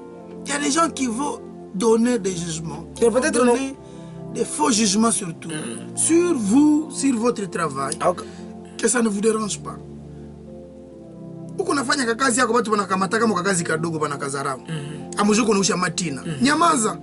Unajua siri ya maisha. Unajua secret ndani. Tumika kazi yako, achana nabo, acha baseme leshea bwa la caravane passe. Kama tu wanasemezana unauza kama moto yako mndanga na ule moto na chenemo locataire. Acha balalamiki abajoka moto iko na maana pour que wewe uingize franga zaidi. Biro biashara ya nyama. J'avais appris que période de moi il n'y a même pas beaucoup de kula nyama nungali locataire. Mu locataire banakia kusomba kachungu kuna niko. Voilà, mesdames et messieurs, les choses qui ne doivent pas contrôler votre vie. Ajoutons aussi la peur. Woga. Woga isi contrôle ke maisha yako. Woga wakati uko nayo unaogopa kuanja kazi. Woga wakati uko nayo unaogopa kutumika. Woga kama uko nayo unaogopa na kubeba kitu ya watu unasema kutumia ndio chipoteza. Woga suko nayo wewe tu uko gizi huko. Il y a trop de gens pour tusikiliza ça, c'est la peur qui règne à mettre dans votre vie. C'est que vous avez toujours oublié malheureusement Réjalimans. C'est que mnasahau que kila mtu anasikia kaoga. Kila mtu mdunia anasikia kaoga. Yenyewe inacheka namu. Donc tukamate kaya ya mu poète par exemple, mwenye iko habitué kudéclamer mbele ya une foule comme ça, mais sasa unamwambia mturu wako unafika. Il y a toujours quelque chose yenye inagongaka kuro. Mais sasa unafika kwenye ile foule unakuta ke vitu bisharuka bisha kuisha. Ce qui fait la différence ya oga yako na ya reji yako wewe Mungu anisikiliza peut-être unayachaka irenye a mettre ibakie na iache watu au tanja au pimaki. Ça là ça fait de beaucoup déjà de pauvres. Vous êtes en train de m'écouter. 40% vous anisikiliza vous êtes pauvres parce que vous avez peur. Walikwambia tunaenda fasi fulani kwa chelaka ukaogopaka ngeo lero monzire ye komanda. Wengine washafika wewe hawe huko. Watu nabii unapita tu bwana. Na huko nyusa bakiba njoko nakia kofia hata. Jopa. Kasuku siko ningilia mtu anakufia na huko. Unasema nini try? Alikwambia kama tunafanya hivi eronge heri ya makuta wa bene. Ebi yanga tunika mabindu ya bene ye. Alikwambia kama tutumike na wewe mnakuwa nyewe baadaye ebindu bya kambu nishi byandeka. Bila kwa tena kusala unaboya. Abena bene be. ero bakata kero ne parcelle ya yeba baka landa merra. Usishangale kwa mwisho ambile maaccelerateur na maincubateur. Bali ni bibi bakali ya maparcelle wa bana. Kande yo ni mpango wa Banyarwanda. Kishibara mama neno njo zile. Ayo ni mpango wa Banyarwanda. Tukaula yacho. Amakuta watu tukasendra. Ubi una revenir sasa tena mwile pere inakuja jimarie na nini na passé. Na maboka abo fulani sibu banasa sho banji musha naye kesha franga jamene. Uangalia ke maisha hile hizenye kwa mule langaji. Haina na keche. Haba evolue wake. Hiko tuma le mwile chinini chijorojoro wake cha zamani. Ili hatu ya kurini dao la fundi, siri ya fundi. Kumangu. Ili hatu ya kufungu kumbele ya makakasi njini. Sanduku la funza. Sanduku la funza. Bia betu na valaki bia tu yepa kuruke. Bile. Bile ya docteur. Sauver le voyou.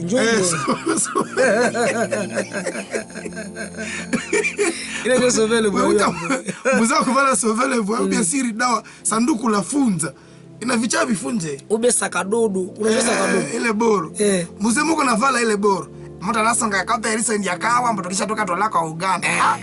Na mepo kango kwa bakisha eti robi ya nani biyo mundu yenani oborani babere ore rayo boche bonda sibasi wana breva so hele ize hiko maisha mwenye tena bana kama na muziki kaza belge unajipata tu system wa belge ndio kafaka sio ndio ni sagesse ni haiko hekima ndio vile nasukieka ushindwe kisha unakianga mwana nakobere il ne faudrait pas que la peur contrôle votre vie. Nous, quand on a masomo, c'est pour réussir, va à l'école. Faites tes examens d'état, ne te gêne pas. Nous, quand on a entrepreneuriat, commence avec espoir que tu vas réussir. Mesdames et messieurs, kila mtu anasikia kaoga jusqu'au président de la République. Ne vous faites pas sur notre président de la République. On a sema na président de France pour la toute première fois. Vous pensez qu'il y va comme son petit frère? Non, on a pas cette il a peur. Oui. Il a peur. Oui. Mais la différence entre elle et nous, c'est que lui, anashinda ile oga. Alipim. Nelson Mandela ndio anasemaka que le courage, ce n'est pas l'absence de la peur. Le courage n'est pas l'absence de la peur, mais c'est plutôt la capacité à vaincre ce qui te fait peur. Mesdames et messieurs, les courageux, ce sont les personnes qui ont vaincu ce qui leur fait peur. Ils ont d'abord eu peur. Oui. Ils vont pour qu'ils vaincre. Ce sont là les courageux, ce qui définit le courageux selon Nelson Mandela. Et il a été courageux, il a fait beaucoup d'années en prison, il est sorti de la prison pour devenir président. Oui. Mesdames et messieurs, ouais, le problème c'est que tu n'as pas le courage de comprendre que Hogan est normal. Que Hogan kisha ifika ako normalement reja limas, niko na yambia nti karibu Hoga. Na comprendre? Sasa ndakuja. Bakisha kwambia mbu ile 2000 nyuko nayo faut tuitie mkazo ti karibu Hoga. Nishasikia Hoga kwanja mu 2000 karibu Hoga. Hoga mimi najua kisuko tu pale. Unakiaka daire juu yetu menda pima tu nuko pale. Na unaanja. Ambia Hoga yenyewe vile. Il va commencer na uko pale. Mesdames et messieurs, il faut accueillir la peur et commencer et tenter quelque chose. Ça va vous aider à réussir. Nous partageons toujours des conseils à ça, voilà. Que la peur ne contrôle pas votre vie et vous allez réussir. Pour les jeunes, que vos addictions ne contrôlent pas votre vie. C'est la dernière chose de cette émission. Les addictions, c'est toute cette dépendance à quelque chose, à une mauvaise habitude. Chaque fois qu'on a la drogue, on appenda la drogue que chaque fois tabia. On appelle la pombe que c'est devenu une partie de toi. Ça, c'est un problème sérieux.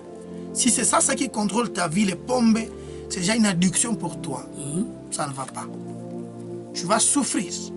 On les a fait maskini parce que, en tout cas, ouais, ou chaque cédé, tu as donné ta vie quoi vile vitu.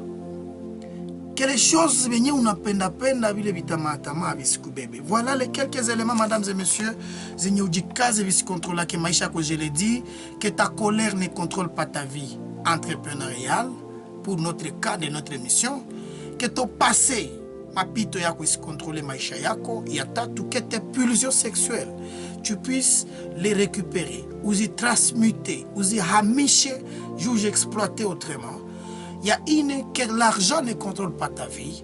Il y a tant que les jugements des autres, que les autres portent sur toi, mais si contrôle maisha yako. Oga, la peur que tu as ne contrôle pas ta vie. Que les addictions, bitu benye una dépendre na yo kitu ya kufata, isikuwe na iko na contrôler maisha yako. Voilà les 7 petits éléments et tu peux te revenir yako à partageant que nous avons tiré de petits ouvrages yenye inaweza saidia tous les autres entrepreneurs betu konabo betendelea kwa partager ma ouvrage parce qu'il est téléchargeable gratuitement. C'est un livre très nécessaire et important. Voilà mesdames et messieurs pour les oignons. Vite kutanuzia shauri yetu. Shauri ya leo tulikuambia tunakufunza kusema merci. Mesdames et messieurs, usiwazake kama vitu vyenye uko unapatiliwa banapashwa bakupe navyo. Ne prends pas que comme si batu biko obligé kukufanyizia venye banakufanyiaka. Mungu haiko obligé kufanyizia venye banakufanyizia. Exactement na bazazi yako habiko obligé kukupatia venye biko banakupatia. Exactement, c'est que tout le monde te fait. Ou comme entrepreneuriat, ils ne sont pas obligés, ne vous en faites pas. C'est vrai que vous unis par un contrat, mesdames et messieurs, mais tu dois savoir dire merci. Même si vous n'avez pas qu'à dire merci, c'est beaucoup. Je shauri tu yale wengi hatujue kusema merci. Wengi hatujue kushukuru watu wanaotusaidia, watu ambao ni wa maana walitufanyia kitu, watu ambao wametutendea kitu kizuri, hatujue kuambia merci. Mimi napendaka Waingereza, Mwingereza utamalizaka naye na haya kuambia thank you very much. Thank you. Unamtumikiaka na kuita mtilie rangi kwake, unamaliza rangi anakuambia akishamaliza kukulipa thank you, God bless you. Ni wengi Waingereza wana zile zoezi ya kushukuru. They know wakati mtu ametumika, anatumika mzuri na kazi ya mzuri na stahili shukuriwe. Asishukuru ni kafiri. Na alikulipa na kuambia merci. Lakini shie tumekuwa na tabia zenye mtu anakufanyia kitu ni alinifanyia hicho juu makutangu, hawezi sema merci. Mfanyakazi amekutumikia salizefanya juu niko na mwalepa, hawezi sema merci. Haujue kushukuru, asiyeshukuru ni kafiri mpendwa msikilizaji. Watu wanakutumikia, hauwalipaki, mais haujue kusema merci. Unangoya kaere juu atukane, ça c'est la petitesse d'esprit. Tukua na bambia vérité ne se va décevoir. Oui. Il y a des gens tu vas travailler avec lui. Il ne t'a jamais dit merci. La seule fois où il te dira merci, c'est pour me faire chamba Jalimas. Et le merci qu'il te dit, c'est injurieux. Oui. Mais tu m'as na Rege, je ne le paye pas. On est dans Chabibo. Tu m'as na Rege, mais le seul jour où Rege ne vient pas, où il quoi wapi? Chazoea. Chazoea. Chakamata kazi sa yako. Si wengine unafaa vile vraiment una est-ce que avant chaque ambia Rege merci pour kazi nyamesaidia kaka? Parce que les fois où je voyage, il m'aide. Les fois où je suis occupé, il m'aide. Est-ce que j'ai même dit merci un jour? Voilà. Mais aussi, même si mtu anakuwa payer, est-ce que ile kazi nyibali kufanyizia na ile franga zenye ulipe, même si c'est à contrepartie avec l'argent, est-ce que franga ayo peke peke unaipasha itia pale tu inafaa kazi yenye ingalifa yenye mtu alifa? Non. Madame et messieurs, ça va partout dans notre vie. Les remerciements devaient, les compliments devaient nous accompagner. Même dans nos foyers, bien comme Koupiguel n'est pas obligé. Il y a des femmes qui ne préparent pas. Il faut qu'on me mette tout merci. Anakatala, je me dans mon restaurant. Na unashangala. Ah. Hauko kwa Japan. Tu n'es pas. Wako napiga na mboki na kwa butamu na kulasa nguru. Na nguru mmoja nasema kide. Pale. Alinga mangona nasema du merci. Lesha vyoka na bisha kwa butamu njo. Mais ouais, babu unakulaka tout ça. En fait, merci inapasha tena baba bana kuongezea kwa kitu kenye ulikuwa na napasha kupatia. Pourquoi? Parce que uliencourager mwenye alikupatia parce que bibi yako haiko obligé kukuvulia. Voilà. Je te dis que y en a qui refusent na bana banavula Rege. Caractéristique ya mafoyer pauvre bana ndio banavula. Bienvenue, surtout les appâts. Pas les vraiment, il faut consister, même si tout comme cadre entrepreneurial, mais il faut qu'on gagne batoto. Batoto là où on a passé qu'à faire comme Moussazia qui babaki, mais on a fait tout à obliger papa, comme si il est obligé. Papa m'a dit souvent on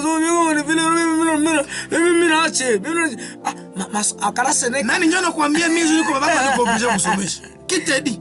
Bon, oui, on a vingine baba benye abiku banasomesha batoto hapo. Droit de l'homme ou de la femme ou de la femme. Isha kwa ndina bahamisha. Ela nitia mwali kuandikia kai. Akulipia sasa. Kama njoo alikusalaka. Njoo alikusalaka kule. Nenda kupeleka mimi ku droit de la femme pe. Sasa jetuma unakoje batu sasa bana exaggerera kana kukosea bazazi adabu. Sio kwa jetuma batu.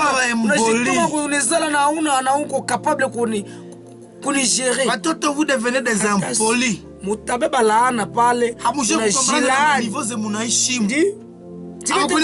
Amakuzia la fête, amakuzia la fête, ou niveau akuzia la fête. Ou bien tu veux te comparer à ton ami? Babu biko na maisha ya kwabo na kwenu ku wengine maisha. Mjuna mnachezaka limoya, mnasomeaka muko msale moya, tu veux que Juma amemusukisha na wewe wakusukisha. Uko kosi yake kwenye unakula nyama hii fois mwezi unatasumba bako kuzia ngolo.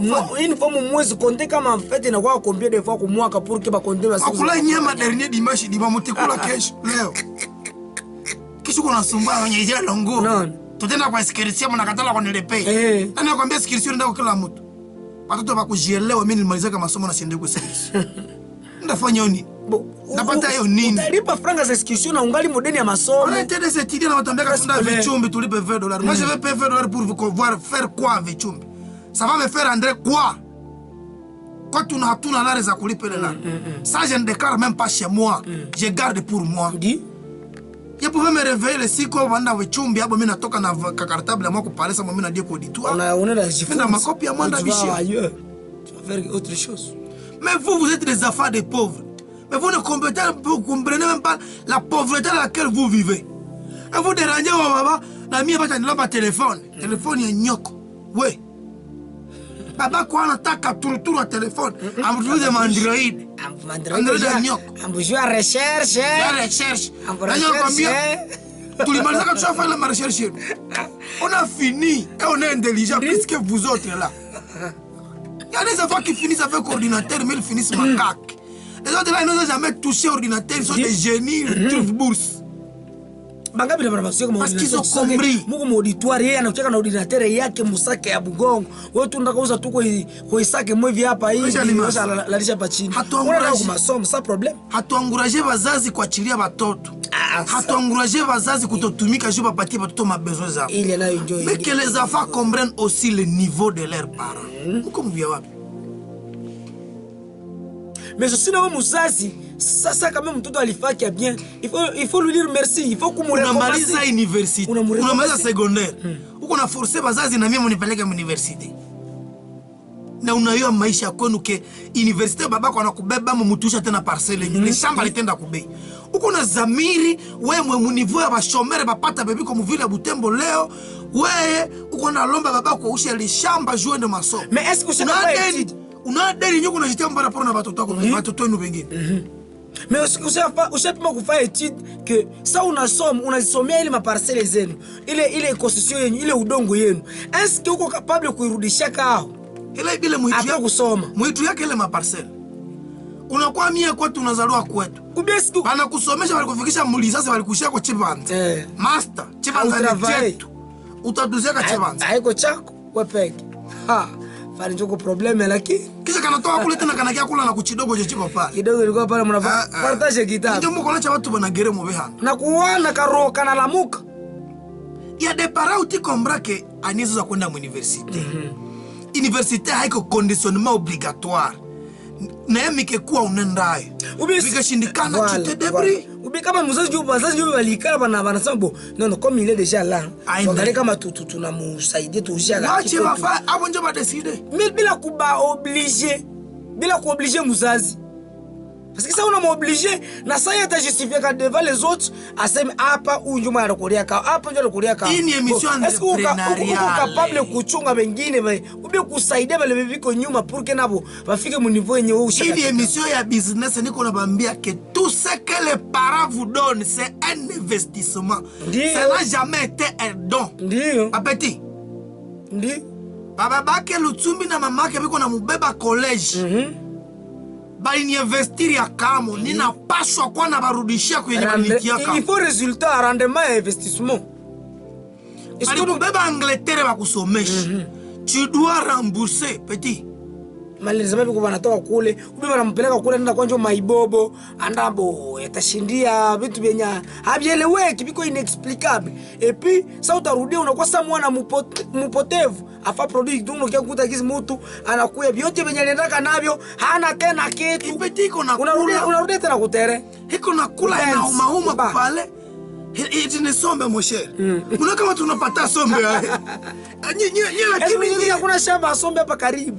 Anika nyinyi mnachaba sisi wanakona. Mimi si nenda katoa mpori. Hii granja na chaba na hewa ya mbio. Amuna ukadie. Wazazi wanapenda kaende metane, kadie comprendre rien. Tunasha kule veri yako. Unaona? Musasi olia kwa metbo, mwala wa ibasi ya vesa baraka. Mimi musasi anakuoea Joshi ni barasena wewe. Wanakawakia viazi vya maganda, kanafulaka vichiba kule kana.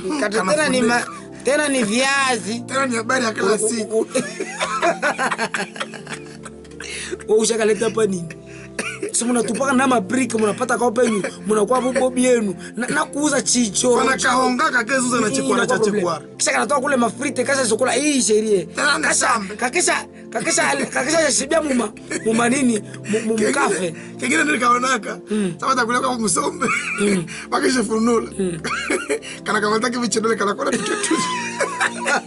Hamuna tena hamuna kitu.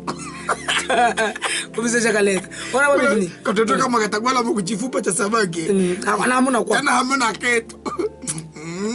Na bengine babile biko na maprobleme mo. Unakiangalia mtu sana ukikuta hamuna kwa.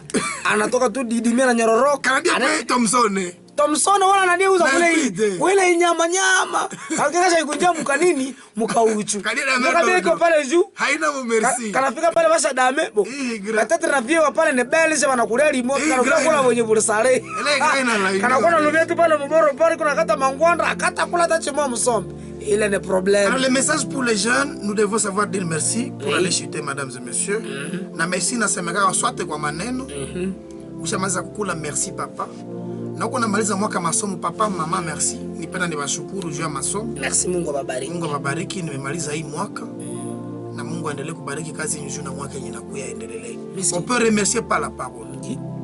Papa mlifaka bia kutuzia mashamba, sisi tuko na kutosha viazi. Mimi yengine na shamba anauza mfungwa na shamba yenye viko nayo inazia ina njaa kwenda ya leo. Haishoke na shamba ni neema kuwa nayo. Na kwenda soloma viazi vibisha komala. Ambo mutana to solomea. Mimi mshakana na mwa kukwenda na basolomea. Mshakana na pundenu. Chitrakter se punde kokule. Niko esclave hapa basi. Esclave. Kwaje baririmishaka wakapandisha wewe fika kayo kupalulia. Hata mnalema na nyie. Esclave yenyu. Majifunze kusema merci. Merci nasemeka kwa maneno. Eja limas. Merci inaweza semeka vile kwa majeste. Kwa matendo. Hapa kwa majeste unatoa kitu. Hapa unaleta un bien. Unakia shukuru bazazi. Mama na papa nishamaliza masomo, Mungu abariki. Merci beaucoup. Mumemaliza kulunga mareza kuishaisha munakia na bibi yako, unaleta kitu cha kukiambia merci papa. Papa merci, mama merci. Mulifanya bien kutushughulikia. Sasa doa kombanye. Merci zako zisikwake za kusema tike za kusema zinachokeshaka. Fresh. Za kinywa tike zinachokeshaka. Merci. Merci isikuwa saka ordinateur kenye anapadeka sawa tata jechi. Apa jechi? Jechi. Ile maichi. Ile maichi. Echi. Anaweza comprendre singali mparode ya echi. Esuta wazako kusema bien. Merci. Siku ngine unaleta Android. Merci. Siku ngine unaleta chipo. Ara na wako acha. Merci. Una comprendre? Merci n'est afanyikana vile par prière. Tu peux prier pour quelqu'un. Kwa gizu unasomaka Ephésiens 1 le premier verset. Paul lui kwa naombea ba Ephésiens asesta chaka kubalombea pour toutes les bonnes choses bemulinifanyaka. Tu peux aussi dire merci par la prière. Binye Leandre na kufanyaka tu continues à prier pour lui. Na hii par prière Leandre sijuaki. Les merci que vous faites par prière. Mtu haiko obligé kujua. Pale unamlombea kuna kwa lombea bazazi yako maisha. Naombea wazazi yangu maisha marefu. Naombea wazazi yangu kunduhe yote bashaka pata bakufake na baendake mbinguni. Mungu awasaidie bakufake na biku tayari. Yade para bashaka ndure magumu ya kuexagérer jalimasi. Ya kuexagérer que bashaka shima na bya mingi jo asie ba petit. Kisha ndoke kutake mtu anafuata kwa mbele. Joka bulevi hapo tena na ndakuta mukisha kufa vile para na mtakufaka moto Muko hapa vyo pape. C'est ça la prière que tu fais pour tes parents, toi là idiote que wazazi yako biko na kushurudiki. Ya kuchokole usha chokole ndo unashikuta ke usha. Na kisi msha kuchokole hivi sama nini? Munabuba hapa mu miaka 28 yenye kwa mbele tutaona. Amonake wachoko bashakuwa noir rouge. Waulize ba mère double ba zamani. Wale wanayo experience ile bora. Ba jeune tujifunze kusema merci. Non seulement ba jeune chez ba marié tuambie ba bibi tu merci. Reja Limas. Nyarojisande niko nakupigia. Kukuvulia. Anatandika anafanya nini injo mavi ya batoto emie kwa sijo kuguza ku mavi ya batoto madame anayeba chileke mavi ya batoto niko. Chilali nikipitiza chilali. Si kulia kwenye ile bolo mmoja kabisa kwa mketo shaponi. Kani bwa bwana niko nafanya nini niko nakula. Nakata chitonge mume mtoto nakatala kuchukua ana meza chupa. Tuambie ba bibi tu merci. Oui les femmes. Elles ne sont pas obligées ni simadanganya. Franchement ba kumbuka Reja Limas. Ba wengine biko na manoia. Kumbibi mwenye anakuweka mala leze. Ndio kiangalia kai. Mko sasa kundreba ube mko na wapire. Kuna wengine mmeingia porque jumu na acha. Babibi wengine watoto bakukala mpasenjo wanapiga kamboka.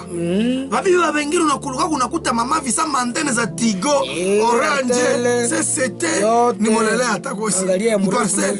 Ya mbona wengine yenyu kama connection kama njia. Unakuta abelalia mshambre ya kushe yako na petia chitendo cha ndo na bolerana. Umesema uti mshambre bona ingali chini ya kitanda. Na musa. Ukishona kia gwala kwa kandi bibi machine mukartie inje. Ndi? Munyumba nini bambi? Inje na ni machine. Ngulube.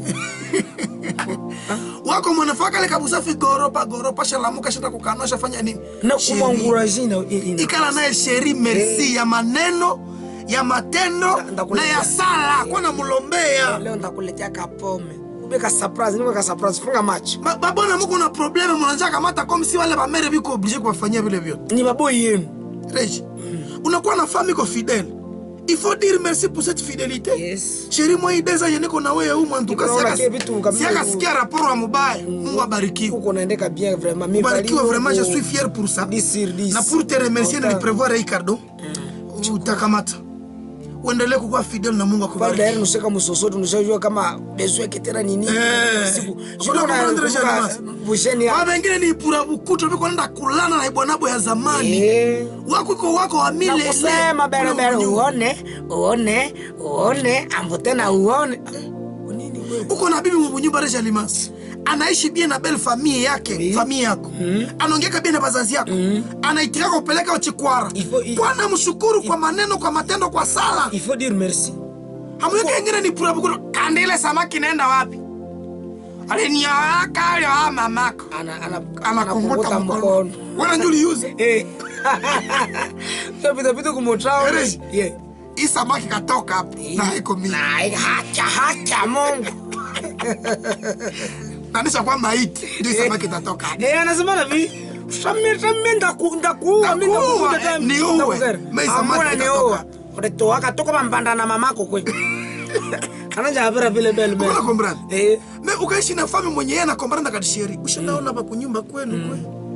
Ushandaona na bakwetu kweli. Mama alikuwa anasema sana gonje. Babangu nade na gonje. Ungalifika hivi. Tugenda mwene. Reji. Kwa na ule mtu wa ile zamiri. Dis-lui merci par parole, par action. Inja nakuna kurapeli. Pas par omission. Oui, j'ai vraiment péché. Par action, par parole et par prière. Kwa na muombea. Chini nchamana sana. Reja Limas. Yeye ni mzumbi. Ushakapata mtu mwana kuheshimia mfuai. Haiko kila mtu anaheshimika mfuai. Ndi? Kama unafikia weka mtala lotemba lumekuya. Ndio lumekuya. Na ni mubibi. Mwenda kama lumeleta nini? Wanafungulia mbuza. Sio toka paraliko na kwambia lete hatuna savo. Umekia bila savo. Uko tichi baba cha jipe basi. Atana. Wao ndio mnakuwa fete kule 8 Mars. Nina kushinda na kutiminja nina kukulishaka. Nika kuandikisha mfoproma hiyo unaona kama solation. Na kujambo na sasa hivi barikisha. Wakakupa kuchekwembe. Mars. Sasa wengine tuliloana wanamuke. Unasikia ni bibi yako vile. Kusarea dogi. Kisha nipiga deba kwa mpira hapo. Niko nakwambia couple junior baridi wa homosexual. Nikusaria direct hapo. Ndio wengine wanacheka. Bado wanamuke. Wanamuke. Mulitubiwa kajie tuje mulikula katunda. Ukatubago hayo. Bale haya. Reja Limas. Na mwanamke naye kwa nashukuru nani? Bwana. Ndi? Haiko kila bwana njana saidia mtu kuhikazi. Huko na bwana mwanajitengeka na maya kunao huko na bila normal. Kisha unaanza kuona mwita nuko balabala. Sheri, nimeenda kumaya ujitengee. Kama ni kawaida. Chako na kawaida. Pesa fine for the for kwa. Kwa mama wenyewe msaidia kugoropa. Ugali yako mko pale mmafika kukameza. Tengea sana kugoropa. Anakuambia sasa utamaliza kukula na vetengula. Nimeenda kuseve. Utanisaidia kusanja malaria ya watoto. Utavisanje. Sasa lamuka utavisanje. Utabobiana.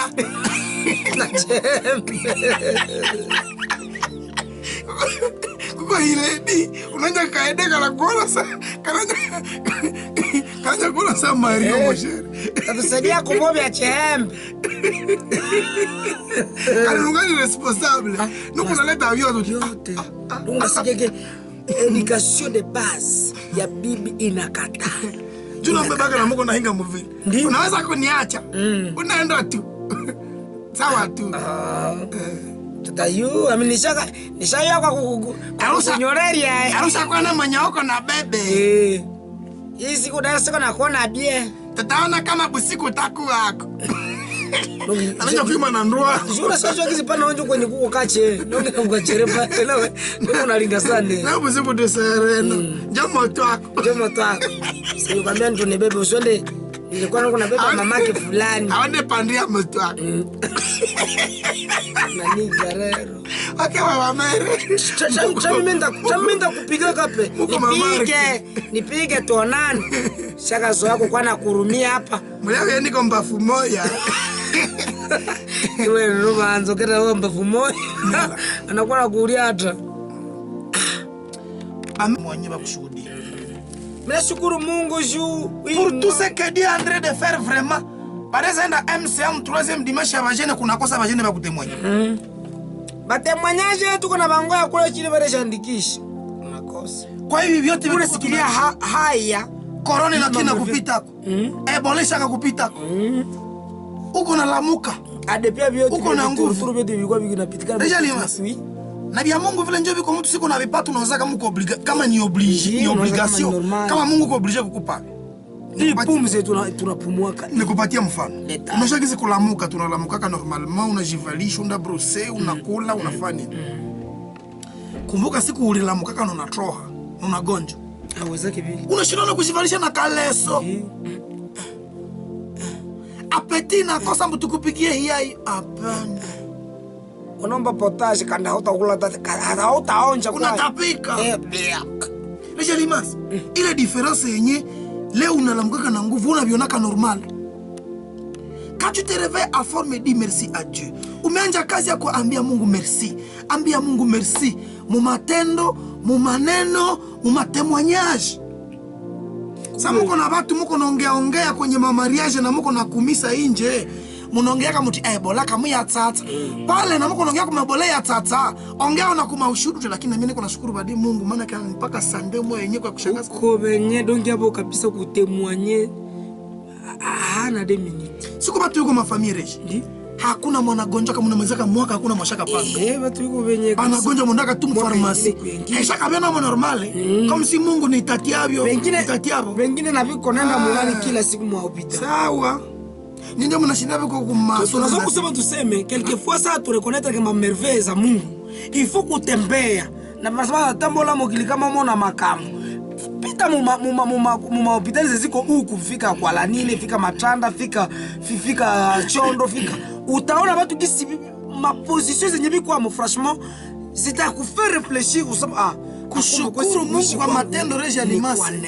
Kushukuru Mungu kwa matendo vile. Kupiga mikono mumisa. Mbona tumekuimba? Tuko mumisa tukanza. Ambo tusimame kushimama. Bebe tingo bandashi mamisha betu mumisa bataya betu bana bachomishaka sa bigalo. Ambo tutashangana. Mulinda ibada anafika kwenye huko donc il faut kwanza kombana naye. Una ngume mumisa. Ndio misa zilonga na mimi basi ile kope bienvenue. Mimi tunaenda kivina mimi batu mangu. Tunaenda kuona sambula. Mimi na kulia hata nakula box. Dada shima. Ulikia kwa tati yako kwanza wewe. Dada shima. Na kuchamba moni tutai. Umwa iko njoo lwa ya umu nyingine ya kuni nyingine kama kuni unaletaka malua ibo umu injo wakati ya kuishi. Madame monsieur nous devons dire merci kwa na ile appétit, ile afya. Kumaliza kula chakula ni nguvu. Si mtu anasikia kani unashindwa kumeza na mai na memate yako unashindwa kumeza. Niroe metro liko napita na mipia inaleka. Kuna normale mipia kuko napita mshingo wako kwa msimu uko obligé kukupitisha mipia ya. Haiko obligé. Il faut donc reconnaître quand même que haiko obligé. Voilà madame et messieurs, shauri ya leo. Tumekufundisha kulomba merci, kushukuru Mungu, kushukuru mwenye anakusaidiaka, kushukuru wazazi, kushukuru na watoto. Sie wazazi sa watoto balifanya cha mzuri, na sisi tusikue wazazi bakulaumu watoto. Oh mulia shimwandalia pata. Na wazazi tukona tuweza kuambia watoto merci kujinye mulifanya parce que ça va les encourager madame et messieurs. Na pale tunamalizia shauri na onyo yetu ya leo. Basi mpendwa msikilizaji, tutaenda kupatia namba zetu za simu tujadiliane nawe kidogo kabla tuingie ndani ya mada yenye itatubeba mpaka kumwisho. Lakini kabla tuende fikia pale